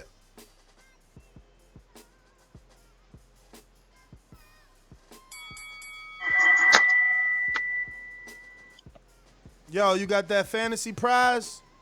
Where you at?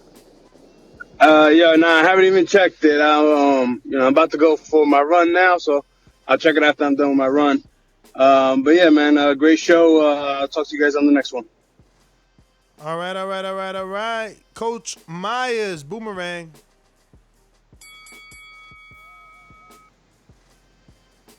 You ain't coming for Francis?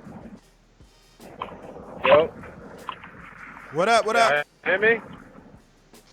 Ain't that much. Hey, you skipped me on the first call. You said Coach Rivera, not Coach Myers. That's why I'm mute.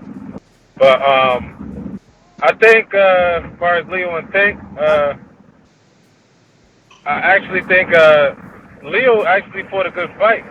I just think he got caught into trying to punch with a puncher, and that's something he shouldn't have did, knowing that Gervonta was an explosive puncher. I do think, though, Gervonta, it was a decent performance. I don't think it was a great performance because he was getting caught. He's acceptable to that left hook. His eye was damn near shut by the damn near the 6th round. Well, not shut, but you could see the damage done by the 6th round. So I see somebody at a solid guy at 140, 135, like a Teo, like a Devin, will actually hurt him, and he'll have to respect their power a lot more than he did with Leo. But besides that, Francis, stop ducking. You talk a lot of crap on that show, but stop ducking, boy. I'm on your neck. But that's my call. Coming for you, Francis. You better make sure you wear your harness so you don't drop off. Be careful what you ask for, man. Yo, Francis said he want to be the first pay-per-view, man. The problem with that is that we don't know your skill level. So if we put you in there with a popular fighter, it don't matter. I'm just a draw. Everybody coming for me, man. Yeah, but that's everybody the thing. Looking for me. They searching for me. We still gotta. Oh yeah, for sure. The skill level gotta match up. Yeah, we gotta make sure you ain't gonna get killed. You know what I mean? Imagine I do a pay-per-view with you and Keem and DR, and then he knocks you out because we never seen you. So whoa, slow down. Slow down. We could do that though. Me and Keem and DR pay-per-view. I'm with it. But you gotta give me Stainless first quarter though. February, March.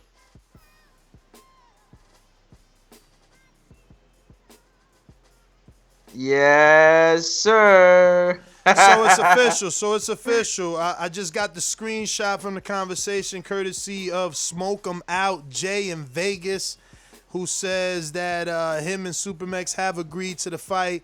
It's signed, sealed, delivered. And that's what we're talking about, man. They reached out to each other. They even, talked, Earl Spence, Terence Crawford style. Supermax needed the footage. Eddie from Vegas got in there with Smoke 'em Joe, Smoke 'em Jay, Smoke 'em Out Jay to see where his skill level is at, and Supermax made his decision. So I want you guys to go on to Patreon right now and check out Smoke 'em Out Jay sparring with Eddie, last known for being in the ring with me, Eddie Nevarez from Las Vegas, aka Bola de Grasa, got in there and for Eddie, Eddie. I swear, man, this is why I want a facility. This is why we need that big time sponsor, because Eddie's the guy that I want to quit his job and be in that house for 8 weeks, man. I mean, you see the sparring with him and Smoke him out, Jay, and you see the skill level, man.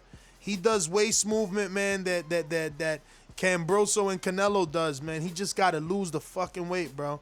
And hopefully he can. He hasn't. Every story on Border Wars isn't beautiful. He hasn't been losing it. Ever since he started, he's still the same weight. We need to beat the weight off this guy. But when we get it off of him, he's going to be really good. But, JP, you got a boomerang courtesy of Trey in the Bay. What it do? Good looking. I'll continue my rant then. I mean, Floyd was like, goddamn, the dog whisperer to this kid. This kid coming from a broken background probably needs a lot of love and care. And you can see how Floyd just handling them. Like he can just whisper and control. But see, one thing that got to be taken into consideration is that the person who's getting the tutelage got to be willing to accept it. Yeah, you got to probably humble yourself to some degree to get the work, to get the game. There ain't no game free. So something costs. So, man, and Floyd we got to commend him. You're never going to hear it nowhere else. No mainstream media is going to report that. But if Floyd was failing and hogging the limelight and doing all that kind of shit, yeah, we all be talking to about it. But I'm high on Tank Davis, and this has made me even more so. And people gonna discredit the win, the opponent, he was smaller, this, that, or the other. We had a game, Leo Santa Cruz. Shout out to them, the Santa Cruz family this morning, man. I hope that boy's doing fine. All the brain functioning is where it's supposed to be. And that's all I got, bro. All right. Champ, thanks for calling in. That looks like we're going out to Seattle. Talk to me. Mr. PBC, baby. BoxingWords.com. I'm the flyest. Canelo talking about he believes he can win. Go to my kitchen. Get the sharpest knife and cut the bullshit out. I don't care what you do good. I do every fucking thing great. Mr. PBC, baby. Hey, shout out to the morning interview. Shout out to TBV, PBC, TBE, and I think it's TMT. And yeah, I had Tank Davis, and that was a beautiful fight, man. When he knocked him out, it reminded me of Manny Pacquiao getting knocked out. It was picture perfect. Shout out to the coach that came on the show.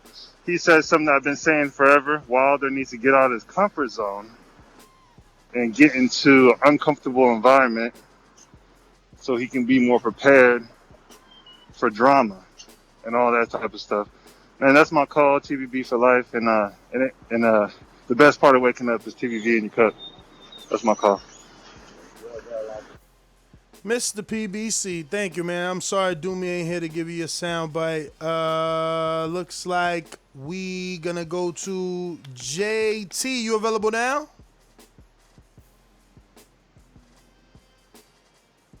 All right. So that is everyone there except for Stonebone with the boomerang. What up? What up? Yeah. I partially agree with JP and I partially disagree with him.